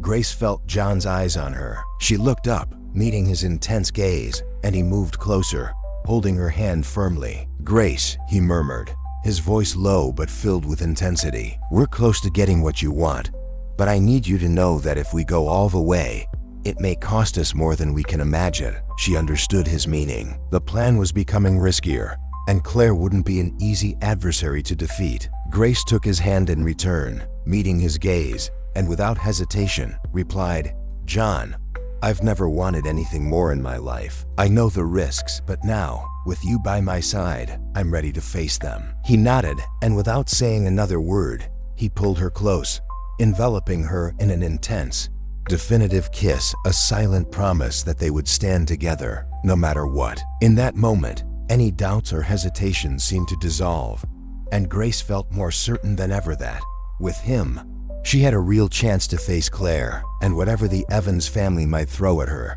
John was not just an ally, he was her anchor, someone who understood what was at stake and was ready to go to any length. In the days that followed, the final plan was meticulously crafted. Now that they worked together in full trust, John and Grace could anticipate Claire's every move and devise a precise strategy to expose the entire network of corruption Claire and the Evans had built. They tapped strategic contacts, tracked hidden accounts, and accessed confidential information. With each new advance, Grace felt the adrenaline of the impending victory, the certainty that her goal was finally within reach. However, the intensity of the plan also brought new dimensions of danger. Claire, now more vigilant and suspicious, began to act more decisively, as if she too were preparing the final play. Grace and John knew that any misstep could be fatal. It wasn't just her life at stake anymore, it was both of theirs. On a cold evening, while analyzing the latest data they had gathered,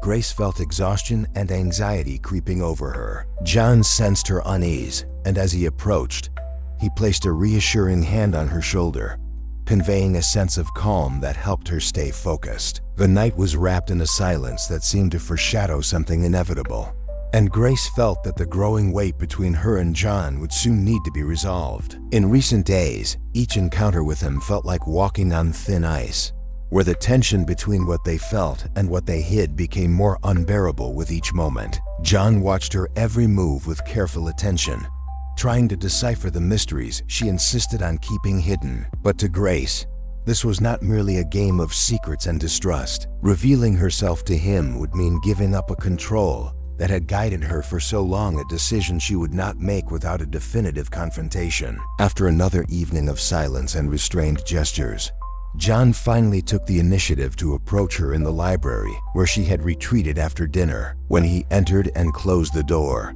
the air in the room seemed to shift, charged with an expectation that left Grace tense. She knew he wouldn't leave without answers, and in some way, she was tired of trying to uphold that facade. Every look of disappointment and hurt from John wounded her more than the very past she was trying to hide. "Grace," he began, his voice deep but controlled. "Enough with the lies and disguises. I need the truth now, without evasions." He looked at her with a steady, unwavering gaze, and she felt that his intensity was cutting right through her. There was no escaping this conversation, and perhaps it was for the best. Grace moved closer to the fireplace, where the warmth of the flames contrasted with the chill she felt as she prepared to expose part of herself. "I warned you there were parts of my life I preferred to leave in the past," she began, trying to stay calm. "But I think it's time you knew what brought me here." She lifted her gaze and met John's eyes, which held a mixture of expectation and understanding, as if he already knew part of what he was about to hear. The decision was made. She took a deep breath and continued, her voice steady. "I married you to get closer to Claire and my family," she said, feeling the tension rise as the words came to life. "They betrayed me, destroyed my life, and what I seek is simple: revenge. I'm here to expose them, to reveal every crime they've committed, and to ensure they pay for everything." The weight of that revelation thickened the air, but at the same time, Grace felt a wave of relief. It was the first time she had admitted it aloud to anyone. John didn't move. His face remained impassive, but his eyes held hers with an intensity that conveyed more than words could. After a long moment of silence, he took a step toward her. "So you're seeking revenge against your own family?" The statement sounded grave, as if he were processing every detail of what she had just revealed. "Is that why you accepted the marriage?" Grace nodded slowly, holding his gaze. "Yes. It was the quickest way to get close to them without raising suspicion. You and your family were a link, a bridge to where I needed to be. But I never intended to involve you in this, John." He stood in silence for a few moments, as if absorbing the magnitude of the revelation. Then, to Grace's surprise, he took another step forward, closing the distance between them. "Grace, you may have surprised me, but in truth, I understand what drives you." His voice was almost conspiratorial, with a determination she hadn't expected. John sighed, crossing his arms as if bracing himself to make a definitive choice. "If this is truly what you want, then I want to be part of it. I'll help you, but with one condition." His tone was firm, but there was an unexpected touch of understanding that left her unsettled. His proposal took her by surprise, and she felt her heart race. Grace hadn't imagined John would be willing to get involved in something so deeply personal and dark. "You want to help me? Why would you do that?" The disbelief in her voice was evident, but there was also a flicker of hope she couldn't ignore. He looked at her, his eyes dark and intense. "Because I see something in you that I respect. I understand what it's like to carry a pain that needs to be avenged. I also know what it's like to fight for justice when no one else seems to care." He paused, his gaze serious as he added, "But if I do this, I want your complete loyalty. No more secrets, Grace. If we're in this together, I need to trust you." She absorbed the weight of that demand. John was offering her a powerful alliance, but also a commitment that would require her to grant a level of trust and transparency she had never allowed anyone. Accepting this alliance meant relinquishing total control of the plan and giving up some of her own fears. Even so, the desire to finally achieve justice against Claire, along with the security John offered, attracted her in an almost irresistible way. "And if I accept?" she asked, her tone challenging but with a touch of vulnerability she rarely allowed herself to show. "What do you really want in return for that loyalty?" He held her gaze, and the silence between them grew almost tangible. "I want the truth, Grace, all of it. I want to know every detail of this plan, and to be sure you trust me as much as I trust you. I can't bear any more lies or half-truths." Grace knew that accepting this condition would mean giving up part of her autonomy, but she felt that the moment called for a definitive choice. If she had John by her side, Perhaps she would have the strength to confront Claire and finally put an end to the web of lies and injustices the Evans represented. "I accept," she replied, her voice low but firm, "but you need to understand that what I carry is dangerous, and I can't promise it'll be easy. My family isn't like any other, and Claire, in particular, is more calculating than you can imagine." John didn't flinch. He simply nodded, his gaze resolute. "I know what I'm accepting,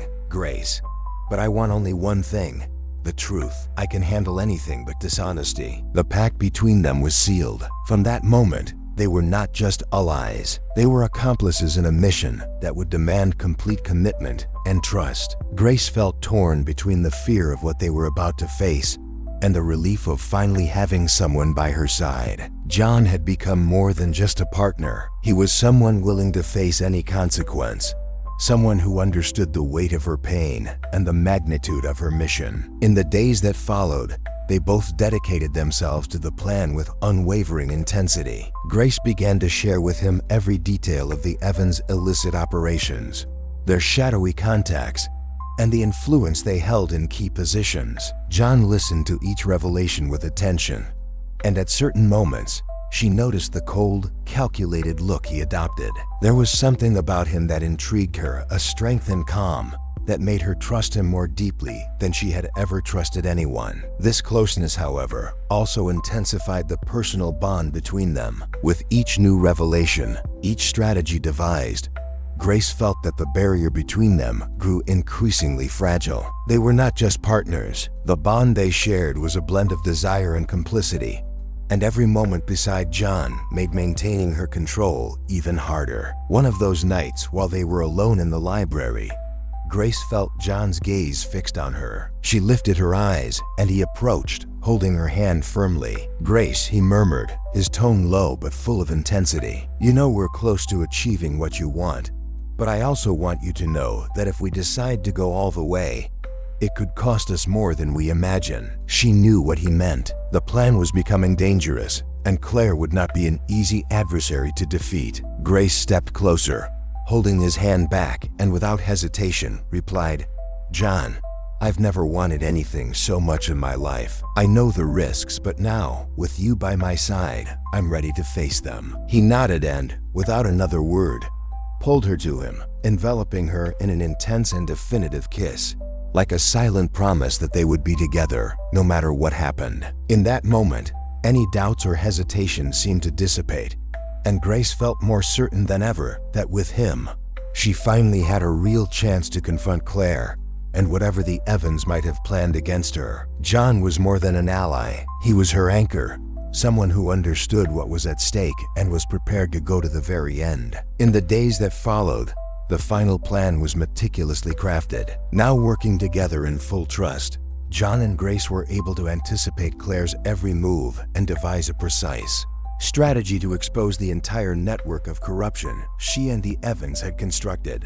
They used strategic contacts, investigated secret accounts, and accessed confidential information. With each new advance, Grace felt the adrenaline of impending victory, the certainty that her goal was finally within reach. However, the intensity of this plan also brought a new dimension of dangers. Claire, now even more watchful and suspicious, began acting more decisively, as if she too was preparing a final move. Grace and John knew that any wrong step could be fatal. It wasn't just her life at stake, but the safety of them both. On a cold night, as they analyzed the latest data, Grace felt exhaustion and anxiety taking over. John noticed her nervousness and, approaching her, touched her shoulder in a reassuring way, conveying a sense of security that helped her stay focused.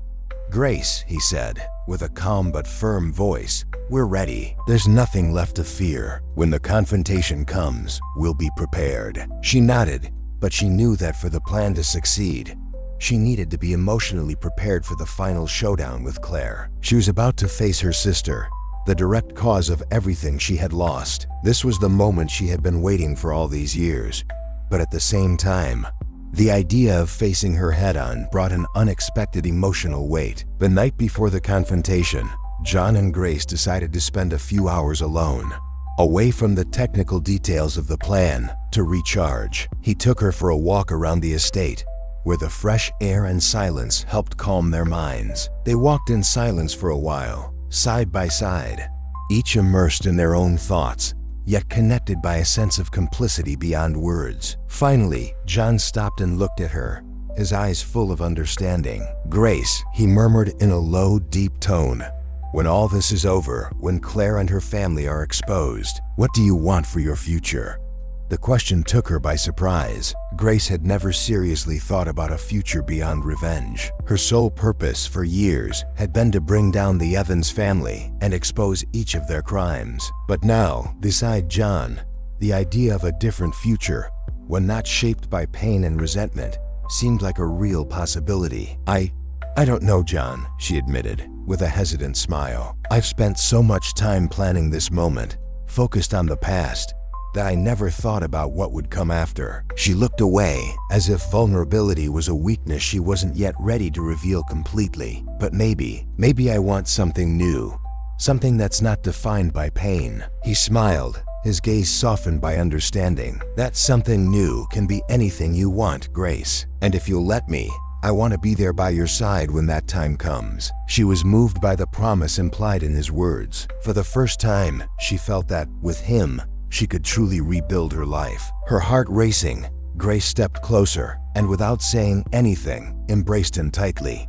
Feeling the security, he brought her a feeling that gave her the strength to face whatever lay ahead. When the night of the confrontation finally arrived, the air was thick with expectation and maximum tension. Everything was set, every step of the plan meticulously reviewed, and Grace felt stronger than ever, with John at her side. The meeting with Claire would take place in one of the buildings controlled by the Evans family, a place that, until then, symbolized the power and untouchable influence Claire held over everyone. But that night, everything would change. Grace and John arrived at the location discreetly, and the plan began to unfold with precision. The data exposing the Evans' financial frauds and criminal connections was ready to be revealed, so that any attempt Claire made to manipulate or escape would fail. With each passing minute, Grace felt her adrenaline rise, aware that the final battle was about to unfold. Finally, when Claire entered the room, accompanied by her usual confident demeanor and a smirk of superiority, Grace realized the moment had arrived. Her sister looked at her with a mix of curiosity and disdain, but there was a glimmer of suspicion in her eyes, as if she knew something was wrong. John remained by Grace's side, firm and silent, but his presence brought an invisible strength, a sense of security that prepared her for anything. "Grace," Claire began with a sarcastic smile, "it's not often you call me to a closed-door meeting. What exactly do you want here?" Her tone was lightly provocative, as if testing her sister's patience. Grace took a deep breath, summoning all the courage she possessed. "It's time for you to face the consequences, Claire," she said, her voice carrying a calm coldness that contrasted with the intensity of the moment. "For years, you've manipulated, betrayed, and destroyed everything around you without caring about anyone but yourself. But today, all that ends." Claire laughed, but it was forced, almost nervous. "You really think you're going to defeat me, Grace? I control every aspect of this empire. Every person around us is under my control. You have nothing against me." That was when Grace took the first step of the plan, revealing the documents and evidence in her possession. Each compromising piece of data, every shady transaction, and every connection with powerful names was there, in plain sight for Claire, like a web of evidence her sister could never erase. Claire looked over the information with an expression that slowly shifted from disdain to shock, and finally, to panic. This is impossible," she muttered, her voice faltering as she read the evidence before her. "How did you get this?" Grace remained still, watching her sister with a coldness reflecting years of hurt and disappointment. "It doesn't matter how. What matters is that you can't escape. Your entire network of control and power is collapsing, and you're going to pay for everything you've done." Grace's tone was resolute, with no hesitation, and she realized that, at last, she was in control. John stepped forward, completing the encirclement at her side. "Claire, your influence can't protect you now. The downfall has started, and there's no stopping it." His voice was equally firm, and the look he gave Claire was a mixture of contempt and disapproval. Claire, now pale and visibly desperate, seemed to grasp the inevitability of what was happening. Grace felt the weight of years of betrayal and pain finally lift from her shoulders, as if, in that moment, everything made sense. But deep down, she knew this was only the beginning. With victory near, Grace felt ready to face any fallout, confident that, with John by her side, she could start anew, free from the shadows that had haunted her for so long. That night,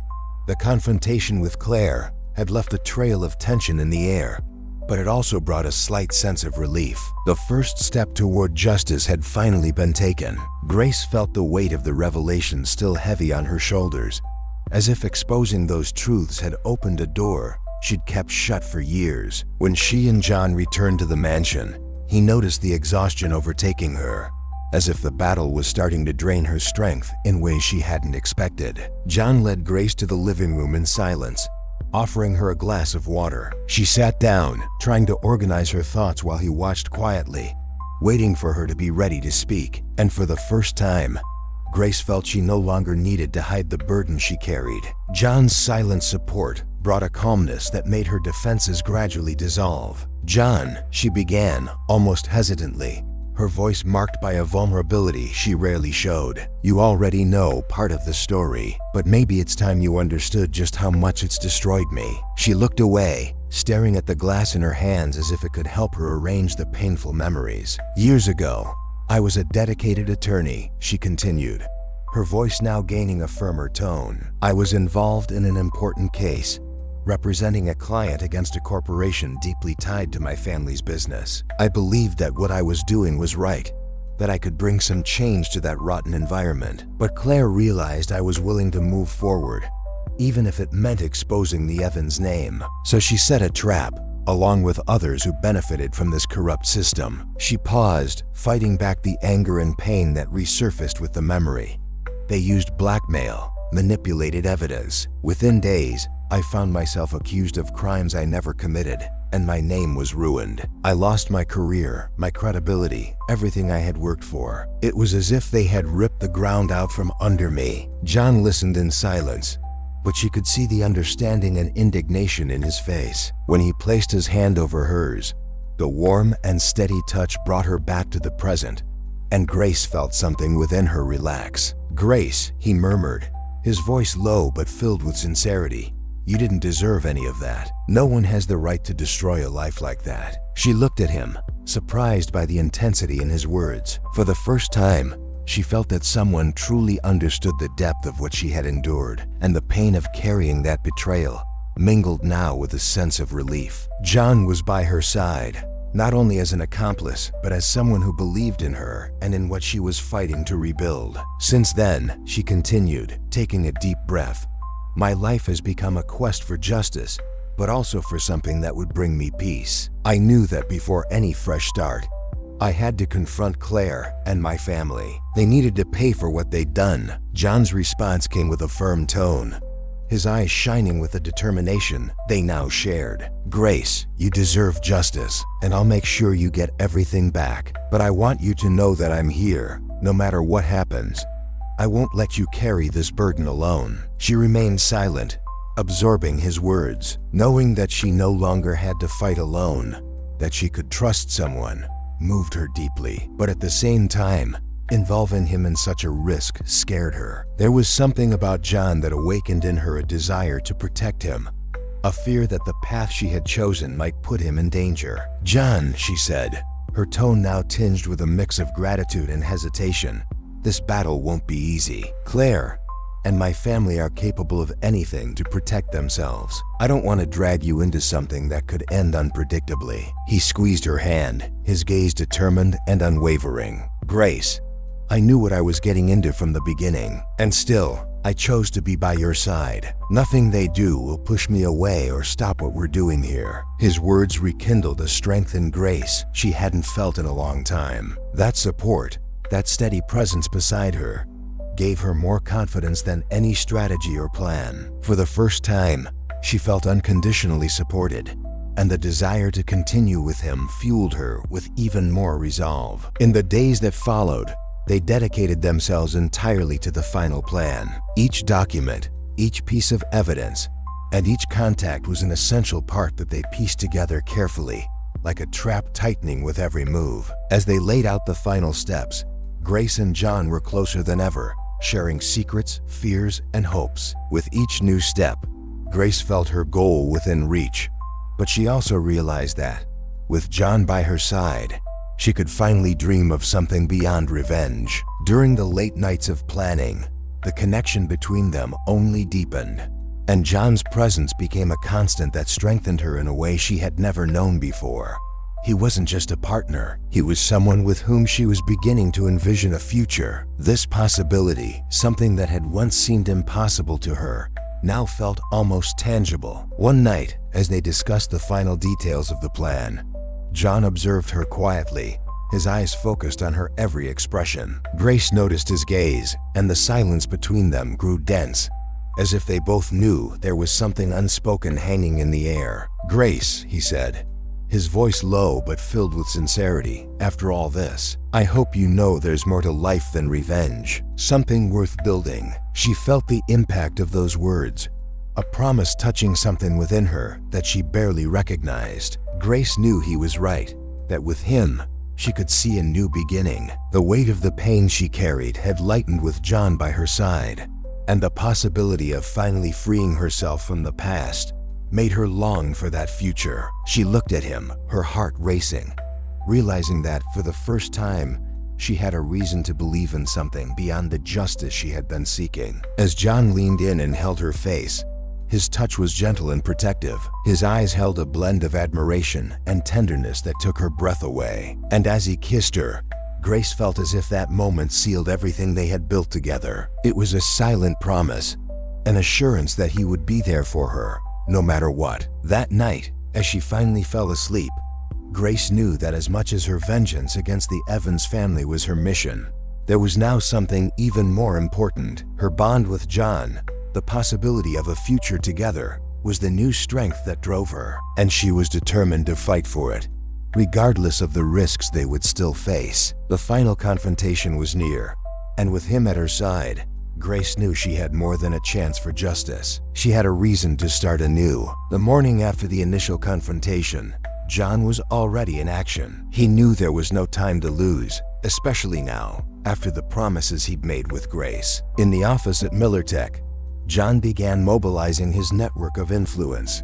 Using every contact, he had to initiate a formal investigation into Claire and Grace's father. The strategy was meticulous: gather information and approach the right financial institutions, forcing a gradual exposure of the Evans schemes. He knew he was entering a minefield, but he trusted his ability to navigate this silent war. However, the Evans family responded swiftly. Even before the investigation could take shape, John began noticing disturbing changes at Miller Tech. Important contracts that were close to being finalized were abruptly canceled. Former allies, once loyal, began showing reluctance in maintaining partnerships with him. It didn't take John long to understand.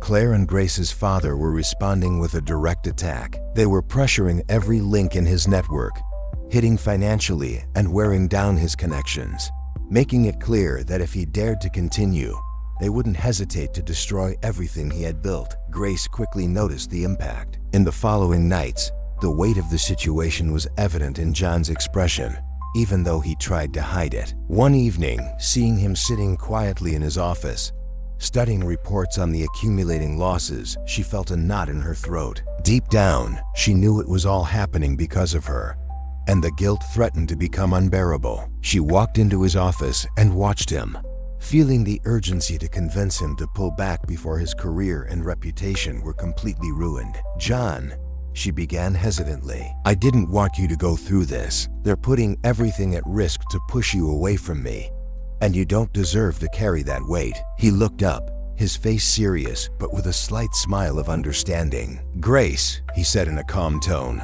"I knew this fight would be difficult. Claire and your father won't back down without a fight, and neither should you." He stood up and walked over to her, taking her hands. "I'm with you in this because I chose to be. They might try to intimidate me, but they don't know I'm ready to go all the way." Grace felt a mix of admiration and sadness. John was risking himself for her in a way no one else ever had, which made her want to fight even harder for him. "I just didn't want you to lose everything because of me." He looked at her, lightly squeezing her hands. "Grace, you're worth more than any contract or position I hold. If I gave up now, I'd never be able to forgive myself." His words stayed with her. He was a man of principles, someone who kept his head held high even in adversity. And knowing he was willing to sacrifice for her made her feel a renewed commitment to press on. But as the days went by, the pressure mounted. MillerTech faced severe losses. Claire and Grace's father had spread rumors in the media, insinuating that John was involved in dubious activities and that the company was facing financial troubles. Every move John made was monitored, and the pressure kept increasing. He maintained his calm, but Grace could see how much it was wearing on him. One night, after a tense meeting, John returned home exhausted. When he sat on the couch, the silence felt heavy, and Grace approached, sitting beside him, feeling her concern grow. "John, maybe you should stop. I don't want you to keep sacrificing your company, your career, not for something that only involves me." He looked at her, his face still weary, but his gaze determined. "Grace, I didn't get into this by accident. I know exactly what's at stake, and I don't care what they do. I won't let them intimidate us." He pulled her close, holding her face firmly. "Nothing they do will make me back down." His words touched her deeply, but also brought a sense of fear. Grace knew that if the Evans were willing to ruin John's career, they wouldn't hesitate to go further, and the idea of seeing him destroyed because of her was something she couldn't bear. Yet there was no turning back. John was with her, and now they both faced the same fate. The next day, John received an anonymous message, and its content made his blood run cold. The message included detailed threats not only against him, but also against Grace. The sender claimed to know where she lived, her schedule, and the places she frequently visited. It was a clear warning that if he didn't back off, the consequences would become personal and violent. John's reaction was immediate. He went to Grace, his gaze steady, but filled with a worry he couldn't hide. "Grace, we need to strengthen your security.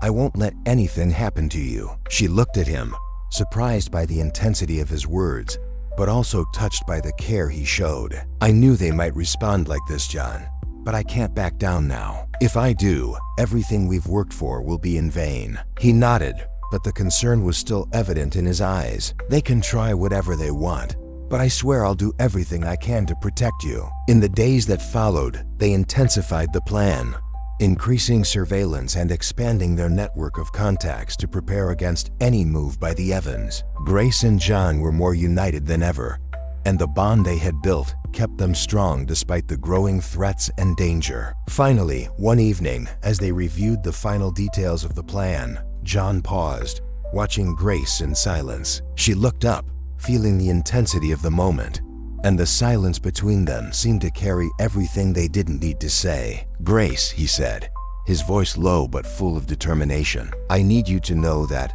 no matter what happens, I'm with you until the end. No matter what the Evans try, we'll face this together." She nodded, her heart tightening with the weight of those words. John was willing to sacrifice everything for her, and the depth of his commitment made her realize how far she was also prepared to go. As he drew her into his arms, Grace felt that this was a defining moment. There was a silent promise in his embrace, a certainty that even in the face of the worst threats, they weren't alone. They were together, and this unity was the most powerful weapon they had.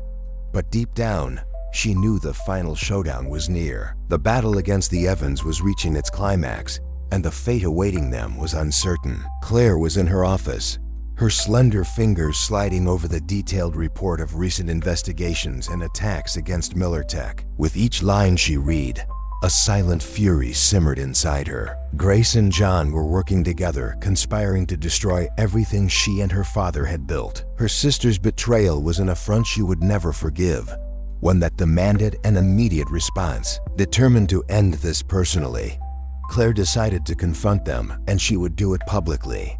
At the city's charity gala, where none of them could escape behind social masks. At the event, lights gleamed over a crowd of influential figures, and Grace and John arrived discreetly, greeting familiar faces while keeping composed expressions. They were aware that in an environment like this, every look and word could carry consequences. Grace knew she had taken a risky step, and although she was alert, John's presence at her side gave her a sense of strength. He was her anchor amid the storm, helping her stay calm. But the moment of peace was brief. As she turned, Grace saw Claire approaching with a fixed stare and a threatening smile. A wave of tension ran down Grace's spine, but she controlled her expression. She knew a confrontation with Claire was inevitable, but she hadn't expected it to happen here, amid luxury and the curious eyes of high society. "Grace," Claire said in a sweet, almost venomous tone, extending her hand in a formal greeting. "What a surprise to see you here." And with John, of all people, Claire's gaze narrowed and she cast a sarcastic smile. "I always thought you had more respect for our family." Grace kept her expression serene, a slight smile on her face. "Things change, Claire. Sometimes people discover the truth about what family really means, and they start to see what lies behind the facade." She spoke with studied calm, feeling each word like a carefully sharpened weapon. Claire laughed, a cold laugh that didn't reach her eyes. "Do you really think you can go against us? We gave you everything, Grace. And now you turn against your own family alongside this unlikely ally?" She cast a look of disdain at John, making it clear that she saw him as nothing more than an obstacle to be eliminated. That provocation made Grace's blood boil, but she kept her voice steady, filled with resentment. "Family?" she repeated, feeling the weight of the word. "You destroyed me, Claire, ruined my career, wrecked my reputation, all to keep the Evans empire untouchable. Now it's time for you to face the consequences." Claire stepped closer, the mask of courtesy dropping for a moment as anger flashed in her eyes. "I did what was necessary," she replied, her voice low and threatening. "You were always weak, Grace, and you always will be. You have no idea what it takes to protect a name like ours. I saw what needed to be done, and I did it." John, attentive to the tense exchange, stayed by Grace's side, his eyes fixed on Claire. He knew the danger Claire represented, but he trusted that Grace had control of the situation. "Then it's time you understood what it's like to pay for your actions," Grace retorted, leaning forward, her words sharp as a blade. "Because I know a secret of yours, Claire, one that would destroy every inch of your impeccable reputation." Her voice dropped even lower, her gaze steady on Claire. "What would you think of the world discovering your charity project? The one funded by dirty money?" Claire visibly tensed, and her expression paled for a second before she tried to recover. Her fake smile wavered, but she attempted to keep her composure. Grace knew she'd hit her target. The foundation Claire had founded years ago, supposedly dedicated to philanthropy, was a front for money laundering. The secret, if exposed, would shatter the image Claire had cultivated in high society and dismantle several of her alliances. "You wouldn't dare," Claire whispered, her voice filled with disbelief and hatred. "You would destroy yourself along with us, Grace. If you expose this, we all sink, and nothing John does will save you." Grace smiled, a look of cold determination on her face. "On the contrary, Claire, I have nothing to lose. But you've built your entire life on this lie. If I expose your scheme, your reputation will crumble within hours." John, who had remained silent, intervened, his gaze fixed on Claire. "You've hidden behind the family's power for years, Claire, but you're not going to threaten Grace anymore. I promise that if you try anything, you'll be the one to fall." Claire stared at him, her eyes locked onto his, before forcing a cold smile. "Do you two really think you can defeat me?" she murmured, her voice almost a whisper, but laced with venom. "Every action has consequences, and you're about to find that out the hard way." Grace felt a mix of anger and satisfaction at seeing the subtle fear in her sister's eyes, but she knew Claire wasn't bluffing. Her sister wouldn't back down. She would try anything to protect her secret. "This time, Claire, I'm ready for anything. I'll go to the end, and you'll answer for everything you've done." With one last look of contempt and frustration, Claire turned and walked away, disappearing into the crowd. As she vanished, Grace felt the tension slowly dissolve, but Claire's warning still echoed in her mind. Beside her, John stepped closer and held her hand, giving it a gentle squeeze, and she felt the reassuring warmth of his touch. "Grace, she knows we're close. Claire is cornered, and she'll fight with everything she has to stop us," John said, his voice firm but filled with concern. Grace nodded, still absorbing everything that had just happened. The confrontation had left her tense, but she felt stronger, aware that with John by her side, she was ready to face whatever came next. "She used every weapon she has, John. But now, we're ready too." The direct confrontation with Claire was only the beginning of the battle that lay ahead. Grace knew it wouldn't be easy, but alongside John, she was determined to dismantle the Evans charade and finally expose every secret the family had tried to protect at all costs. The morning after the confrontation at the gala, Grace and John were even more determined to expose Claire. However, something new lingered between them, an anxiety that John couldn't shake. He started the day carefully reviewing the case documents, looking for any weak points, when an unexpected discovery froze him in his tracks. Amid records of old financial operations, one name stood out: Grace's. In transactions from years ago, he found small transfers linked to Claire's scheme, discreet frauds that, at first glance, could have gone unnoticed but now revealed a disturbing truth. Grace had been part of the system, even if on a smaller scale. The initial shock gave way to bitterness he struggled to control. He took a deep breath, absorbing the tense silence in the office. Grace had told him she was a victim of the Evans family, that everything she did was in pursuit of justice. But now, the evidence painted a more complex picture. He felt an essential part of the truth had been hidden. If she was capable of omitting something like this, what else could she be concealing? That night, when Grace came home, John was already waiting for her in the office, his face tense and his eyes serious. As soon as she saw him, she knew something was wrong. She tried to approach him, but his gaze stopped her in her tracks. "John?" she asked, hesitant. "Did something happen?" He stared at her for a moment, then silently raised the documents he was holding. His voice was firm, but carried a cold, distant tone. "Grace, I think you have something to explain." She frowned, surprised. She took the papers he handed her, and when she saw the records, her blood ran cold. Those numbers and dates belonged to a part of her past she had tried to bury. When she started working with Claire, she had been drawn into small financial operations, manipulated into believing she was merely helping sustain the family's success. At the time, she hadn't dared to question it. Only later did she understand the true nature of it and decide to distance herself. And now, the reality of that secret was laid bare before John. "John," she began, her heart pounding. "This was long before I realized what was really happening. I was young, and Claire manipulated me. At the time, I had no idea I was involved in anything illegal." He watched her in silence, disappointment etched on his face. "Grace, you participated in these frauds, even if indirectly, and you never told me. I trusted you completely, risked everything because I believed you were a victim. Now, I don't know what to believe anymore." She felt the weight of those words, a sharp pain seeing his trust fragment. "I know I should have told you," she said, her voice low and strained. "I feared that if you knew, you'd think I was like them. But I swear, I didn't know what I was getting involved in at the time. Claire and my father used my naivety, John, and by the time I realized it, I was already trapped in that web." John looked away, running a hand over his face, struggling to process everything. "Grace, you asked me to trust you, and I did. But how can I stay by your side without knowing if you've really told me everything? I need to know I can trust the person I'm fighting alongside." Grace stepped toward him, her eyes misty.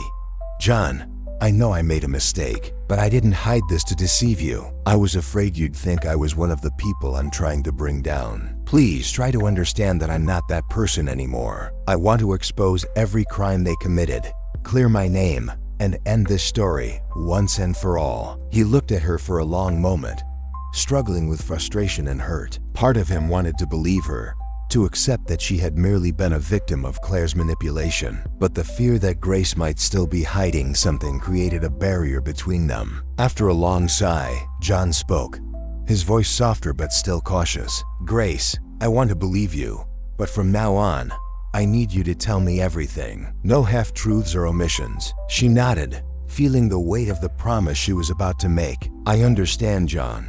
From now on, you'll know every detail, with nothing hidden. I know it's not easy for you, and I'll do whatever it takes to prove my loyalty." John kept his gaze fixed on her, his expression unreadable. But finally, he nodded. "I'll stay with you, Grace. But there won't be another chance. If I find there's anything else you haven't told me, then it ends here." Those words cut deep for Grace. She knew John was giving her one last chance, and that the weight of the past was something she'd have to confront, not just for herself, but for him. "I promise, John. I'm with you, completely. I'll do whatever it takes to show I'm sincere." He nodded, but the air between them remained heavy. The brightness in John's eyes, the support he'd always shown, was now stained by a bitter caution. Grace knew that even though he had chosen to stay by her side, something between them had shifted, something that would take time to heal. That night, John went to the bedroom in silence, still processing all he had discovered. Grace remained alone in the room, feeling the weight of the mistrust that now lingered between them. She knew the battle against the Evans family was imminent, but this time, her greatest challenge would be to regain John's trust. She was determined to fight to the end, not only against Claire and the family's empire, but against her own past, so that finally, she could build something real with him. The days following the confrontation at the gala were marked by a heavy silence between Grace and John.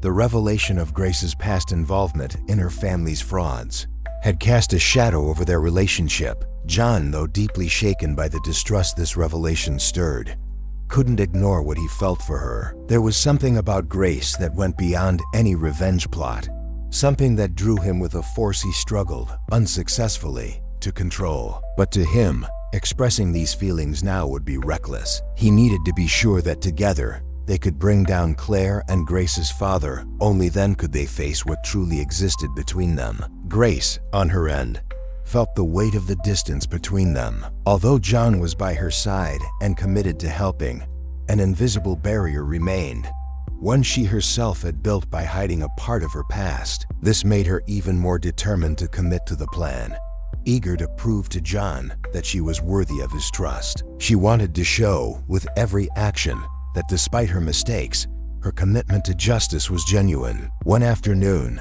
the two were poring over the documents they had gathered against the Evans family. Among them were records of Claire's fake foundation and evidence of Grace's father's money, laundering an arsenal of damning information that could destroy the respectable facade the family maintained. But their attack needed to be precise, leaving no room for error. Both knew that exposing these secrets would provoke the full wrath of Claire and Grace's father, people capable of anything to keep their power. As they worked, John couldn't help but steal glances at Grace.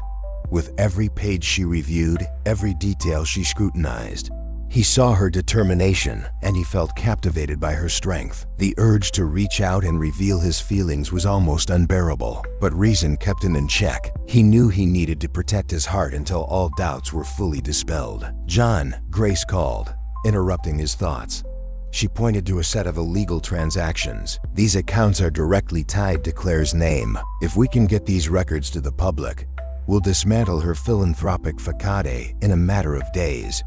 John nodded, his tone cautious. "These documents are our strongest weapon, but Claire and your father will fight with everything they have to keep this from reaching the media." He watched her face, noting the determination in her eyes and feeling that with each step, she was proving her commitment. Drawing closer to him, Grace let a faint smile escape, a gesture filled with hope and trust. "We're almost there, John, and after this, I hope I can finally leave this past behind, to build something without lies, without my family's secrets." For a moment, he felt compelled to say what he'd been holding back. Her presence, the strength she showed, made him want to open his heart. But instead, he simply looked at her with a mixture of understanding and caution. "Grace, whatever comes next, you deserve that peace." Those words held an unspoken meaning, a promise they both understood without needing to say more. Grace felt warmth in her chest, realizing that, despite all the difficulties,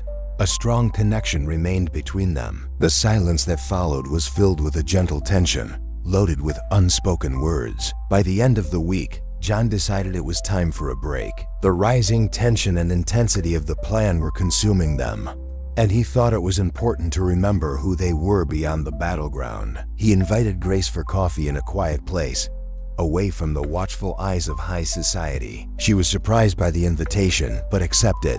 At the cafe, John ordered 2 drinks, and while they waited, they shared a relaxed look, something rare in recent times.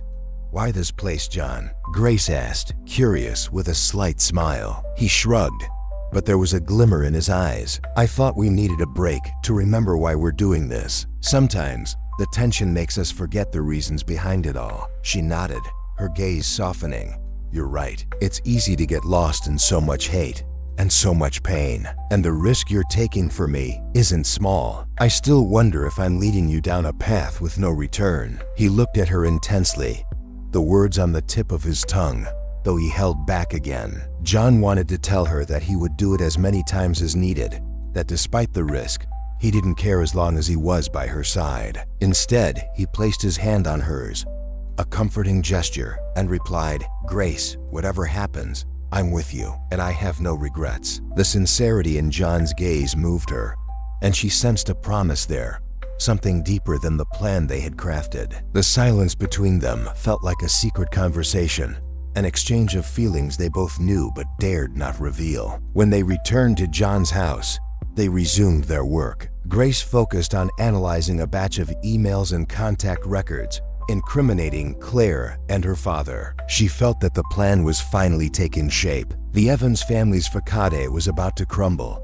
and their web of corrupt connections could no longer protect their schemes. With every new document she reviewed, she felt closer to the goal, but also felt the need for John's unspoken approval with each step, as if his trust was the fuel that kept her strong. Beside her, John watched, attempting to concentrate on the data analysis, but increasingly unable to ignore his feelings. He wanted her to know that he saw the sincerity in her eyes, that he believed in her efforts to right her past. But at the same time, the fear of fully opening up still held him back. Finally, unable to resist the tension between them, he turned to her and asked, his voice low and careful, "Grace, when all this is over, what do you really hope for? Just justice?"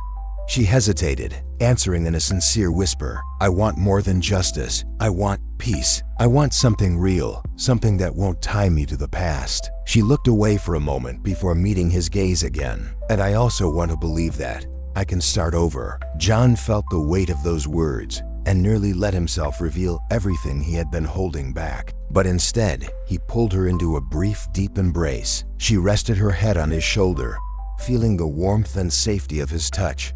And for a moment, the weight of the world seemed to vanish. The closeness between them strengthened their resolve for the next steps. The plan was in its final phase, and each detail needed to be carefully executed. They knew that the attack against Claire and Grace's father required precision, but at the same time, they felt ready for the showdown. Together, they found strength in each other to face what was coming, with the hope that, in the end, they could face the future free of lies and secrets. That night, as they wrapped up another day, the silence between them was filled with promises and unspoken expectations. The final battle against the Evans family was approaching, and they were determined to face it, side by side. The next morning, as Grace and John were finalizing the last details of their plan, they were interrupted by the unexpected arrival of Evelyn Miller, John's mother. John immediately tensed. Evelyn had always been a controlling, direct presence, someone who observed everything with almost surgical precision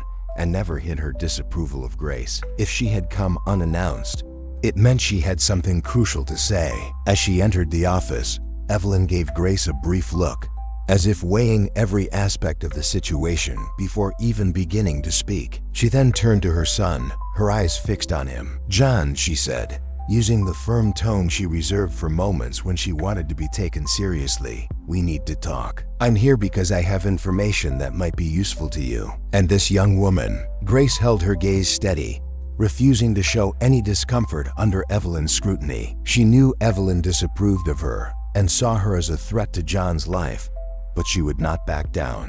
John sensed the tension between the two and decided to cut the conflict short. "Mother, if you're here, I assume it's because you have something that could genuinely help us. So, what is it?" Evelyn crossed her arms, keeping an unyielding expression. "John, do you think I'm blind to what's happening? I've known Claire and this family far longer than either of you realize. She's more dangerous than you think." She paused, casting Grace a hard look, before pulling a small folder from her bag and placing it on the table. They exchanged glances before opening the folder. Inside, they found documents detailing financial transactions and records of fraudulent contracts, linking Claire directly to shady dealings. These were critical pieces of evidence, records that could dismantle the Evans reputation and expose Claire to an irreparable scandal. Grace held her breath as she saw the evidence. These documents were everything they needed to secure a final victory against Claire. But as she looked at Evelyn,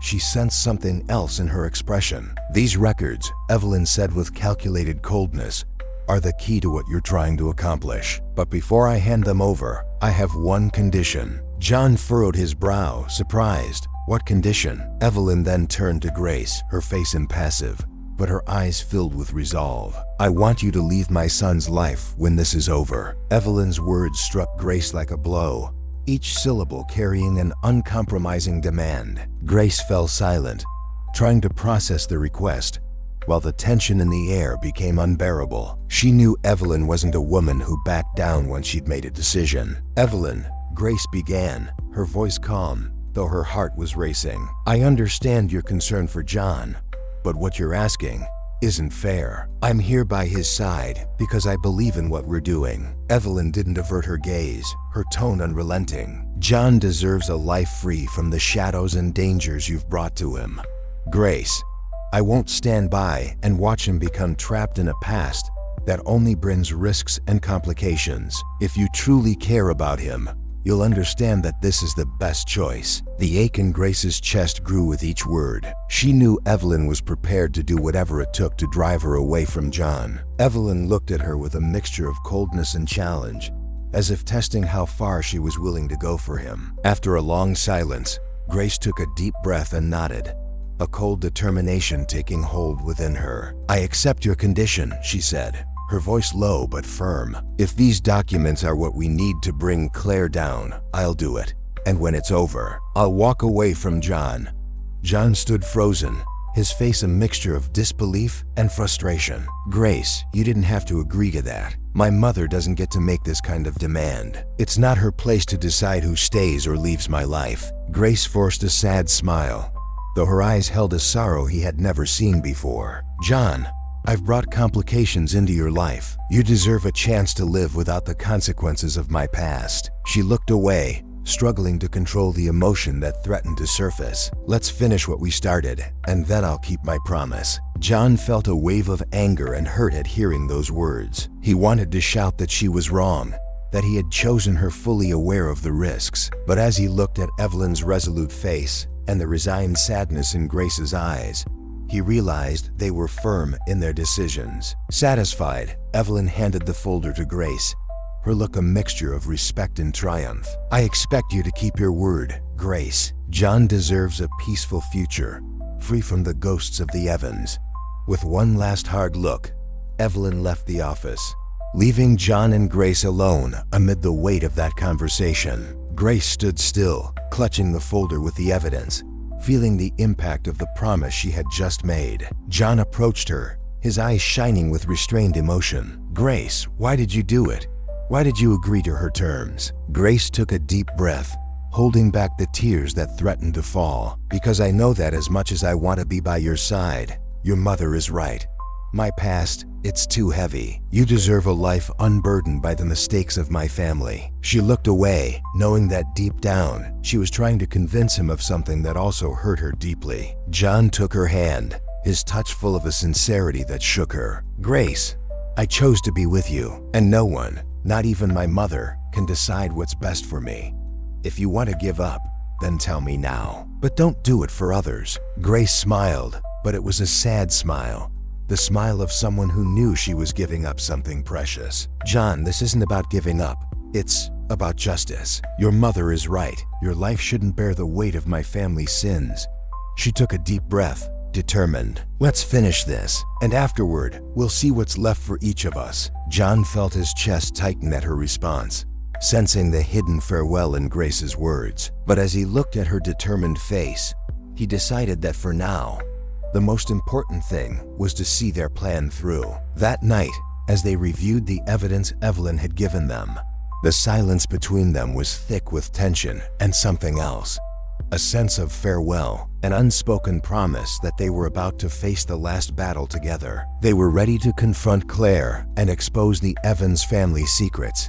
But deep down, they both knew that victory would come with a sacrifice. And with each step forward, they moved closer to that inevitable moment. The following days were intense and exhausting. Grace and John had gathered all the evidence against Claire and her father, and every detail of their plan was finally ready for execution.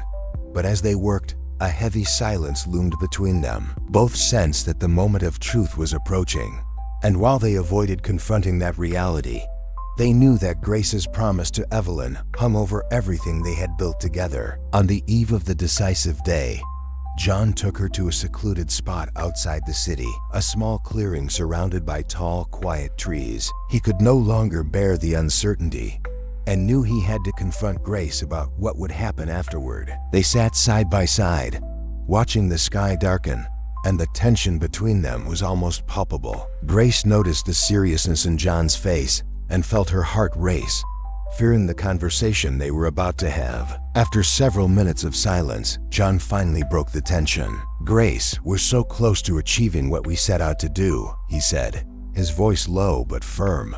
"But I need to know, when this is over, are you really going to keep the promise you made to my mother?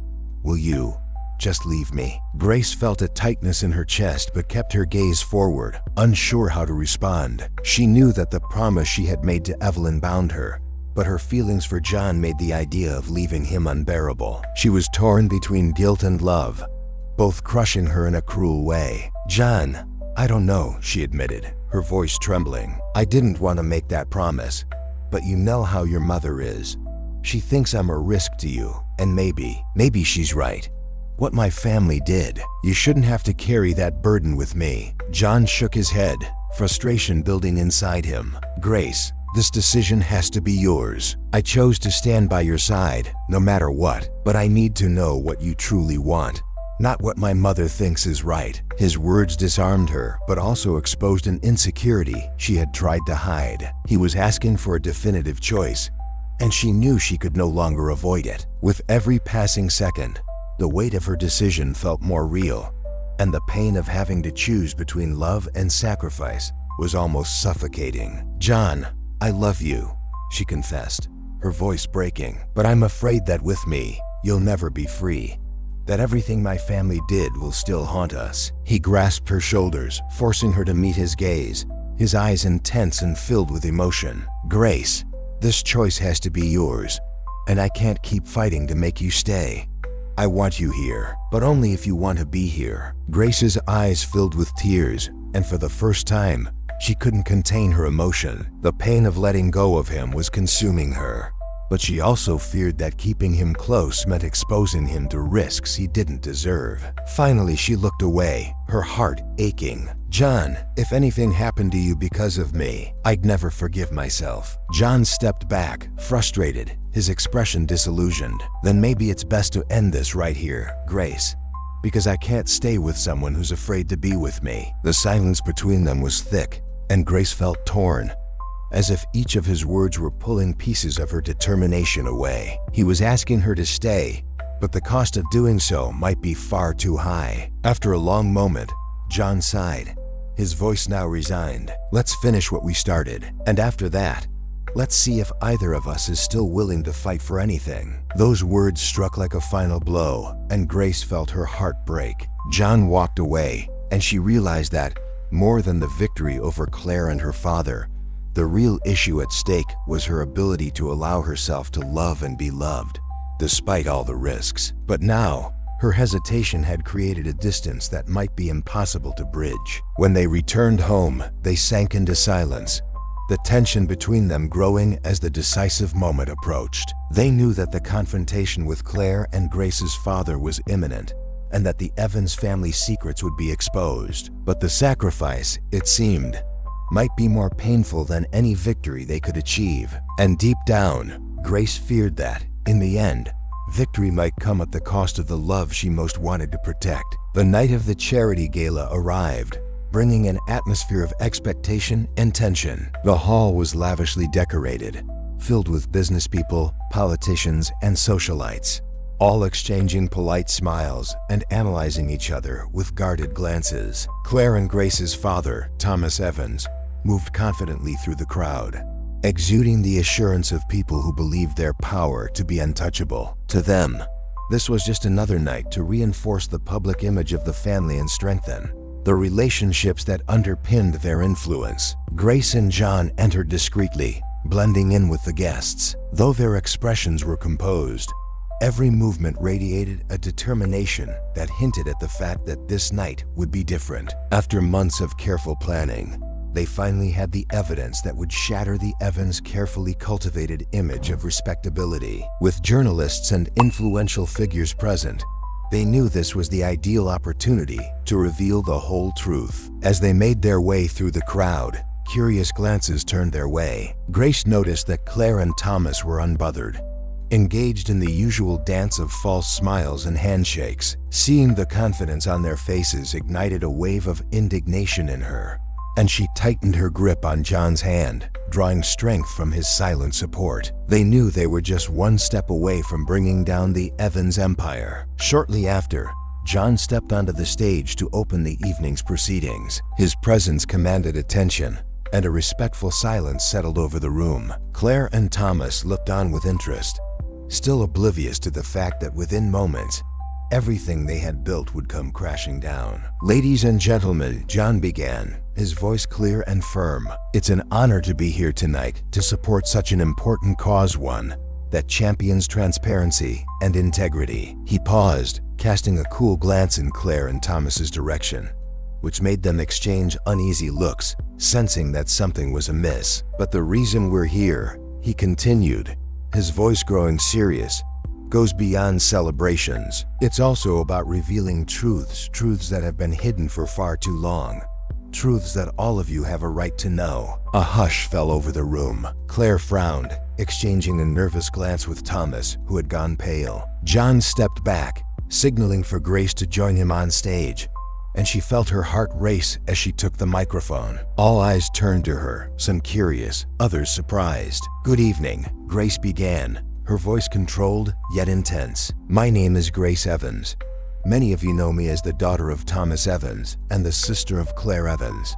Tonight, however, I'm here to reveal something my family has always kept hidden from you." Murmurs spread among the guests as Claire looked on, trying to maintain her composure, but unable to hide her unease. Grace saw the anxiety in her sister's face and pressed on, feeling increasingly empowered. "The Evans family has always projected an image of respect and benevolence," she said, looking directly at Claire, "but that image is a lie. Behind it lies a scheme of corruption, manipulation, and fraud that has hurt countless people. And tonight, I'm here to show you the truth." Claire, feeling the situation slipping from her control, stepped forward, trying to interrupt. "Grace, this is absurd," she said, forcing a laugh that sounded hollow. "Do you really think anyone here will believe these stories?"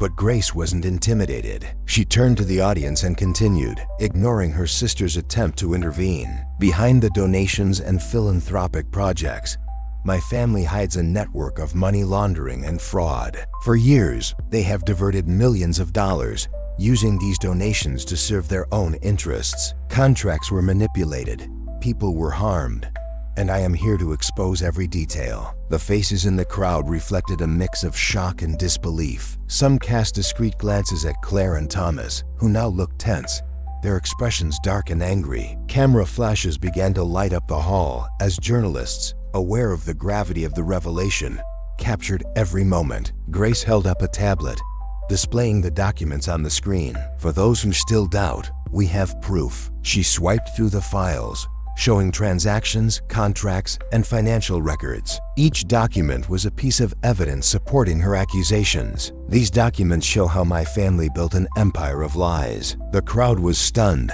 and a few seconds of silence were followed by a growing murmur. Claire, who had lost all composure, looked to Thomas, who stood frozen, unable to respond. It was as if, for the first time, he felt the weight of his lies and the collapse of the influence he held so dear. As Grace and John stepped down from the stage, the hall descended into chaos. Guests whispered among themselves, some moving away from Claire and Thomas, while others tried to make sense of what had just happened. The journalists continued snapping photos, and nervous murmurs turned into an intense buzz. The Evans family's image was crumbling. John took Grace's hand and led her to a quieter corner, away from the commotion. They watched the chaos they had unleashed, feeling adrenaline mixed with a profound sense of relief. This was the moment they had waited for so long, and the weight of the truth had finally been released. Suddenly, Claire, her face contorted with rage, approached them, her eyes fixed on Grace.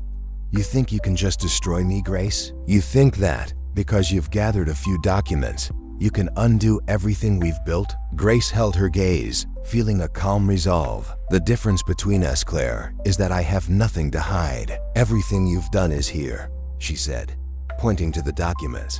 "And everyone here has seen who you really are." Claire clenched her fists, and Grace noticed the barely controlled fury shaking her sister's frame. "This isn't over," Claire whispered, her voice dripping with hatred. "I won't let you destroy what I've spent my life building. You'll regret this." John stepped forward, positioning himself between the two. "Threats won't change anything, Claire. Everyone here has seen the evidence. This is the end." Claire shot him a look of disdain, but her tone remained venomous. "If you think this is the end, John, then you don't know me at all. And as for you, Grace," she stared at her sister with a dark intensity, "I will make you pay." Security guards began to approach, ready to defuse any physical altercation, and Claire, realizing that all eyes were on her, forced a bitter smile. She turned on her heel, straightening her dress as she walked purposefully toward the exit, but not before casting one last menacing glance at Grace and John. As Claire's figure disappeared into the crowd, Grace felt a wave of exhaustion and relief. She knew the confrontation was far from over, but for the first time, she had exposed the truth and dismantled the power the Evans family had held over everyone around them. John held her hand firmly, his eyes meeting hers in a look full of understanding. Both knew that the scandal would escalate in the coming days, but that night marked the beginning of the end for the Evans.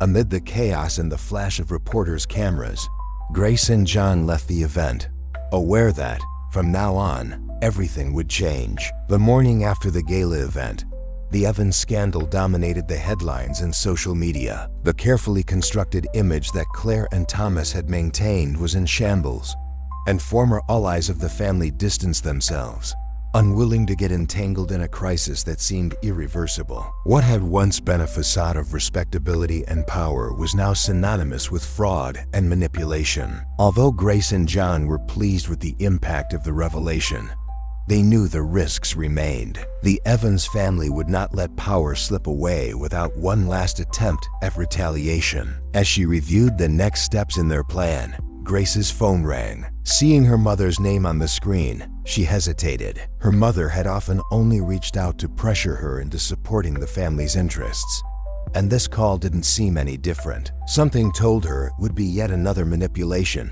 a desperate last-ditch effort to contain the damage. Taking a deep breath, she answered, resolved to face whatever came her way. Her mother's voice was cold, almost threatening. "Grace, you really crossed every line with that spectacle last night. Did you think you could just expose your own family and walk away unscathed?" Grace struggled to keep her composure, but anger seeped into her voice. "I just did what was right. The truth needed to come out, and now you'll all have to deal with the consequences." Her mother let out a cold laugh, a sound that echoed in Grace like a reminder of all the times she'd been underestimated. "Do you really think it'll be that simple? Claire and your father still have ways of dealing with people like you. They have methods to make you comply." A chill ran down Grace's spine at those words. The threat sounded subtle, but it carried something darker. Before she could ask, her mother continued, "Remember your early years in your career, when you signed documents and did favors for the company without questioning? Every one of those actions you took. It was all documented. Every mistake and every fraudulent transaction you were part of is on record. If you don't destroy the evidence against Claire and your father, they'll make sure your past comes to light. And then, Grace, you'll be the villain in this story. Those words hit her like a blow. Grace stood frozen, the phone still pressed to her ear, struggling to process the extent of the threat. She knew that in her early years, she'd been manipulated into participating in minor transactions and operations, never realizing she was being used as a pawn in a much larger game. Now, her own family was willing to use those mistakes against her to ruin her. You're really going to go that far? Her voice was barely a whisper, caught between disbelief and anger. That's low, even for you. You left us no choice, Grace, her mother replied, cold and unyielding. Either you destroy the evidence against them, or it's your career, your reputation, everything you've built, that will be ruined. Grace remained paralyzed, her mind racing as the call ended. Her own family was threatening her with her past, using every mistake against her. It was a cruel trap, designed to ensure she'd never escape their control. Just then, John entered the office, and seeing the distress on Grace's face, he moved closer, concerned. Grace, what happened? She tried to respond, but her voice failed her. Taking a deep breath, she finally found the strength to speak. My family, they want me to destroy the evidence. If I don't, they'll expose my past. Everything I did at the beginning, before I even knew I was being used by them. John's expression darkened, and he took her hands, squeezing them gently. They're trying to scare you, trying to make you back down. But we can't let them do this, Grace.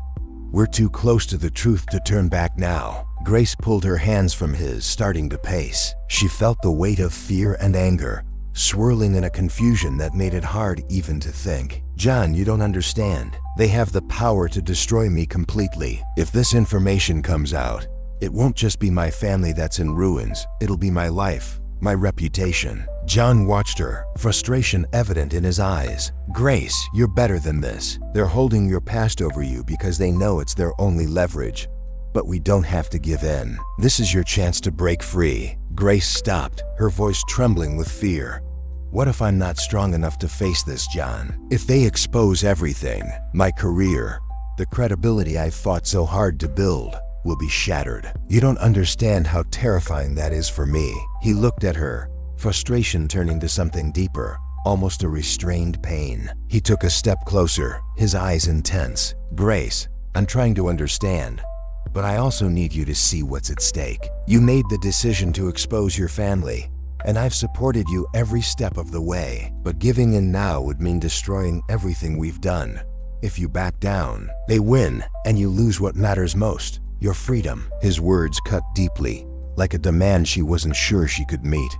For a moment, she felt hurt, not by John, but by the situation pushing them into this standoff. He wanted her to break free, but he seemed not to grasp the full weight of the fear binding her. John, you talk about freedom, but you don't know what it's like to have your own blood trying to destroy you. I'm not as strong as you think. He sighed, running a hand through his hair, trying to keep calm, but frustration showed clearly on his face.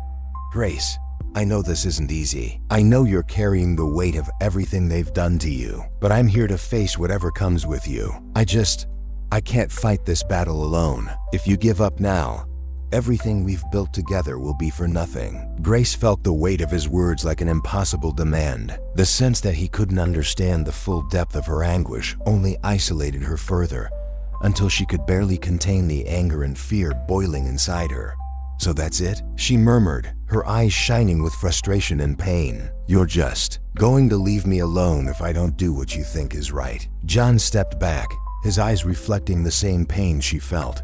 Grace, I'm not leaving you. I'm asking you to be brave, to fight, because I believe in who you are. I need to know that you're willing to face this with me. I need you to trust us. Grace turned away, unable to bear the intensity of the moment. She wanted to accept John's support, to trust him unconditionally, but the fear her family had planted within her still held her captive. I just need some time, she whispered, her voice broken. He nodded, but she saw the hurt in his eyes.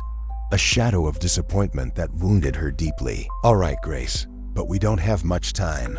The decision is yours, but I need an answer soon." John left the office, leaving Grace alone with her thoughts and the weight of what was at stake. She sat down, her gaze distant, as her mother's and John's words echoed in her mind. She felt caught between the fear of losing everything and the need to break free from her family's control. Alone, she faced the hardest choice of her life, threatened by her own past and without John's full support.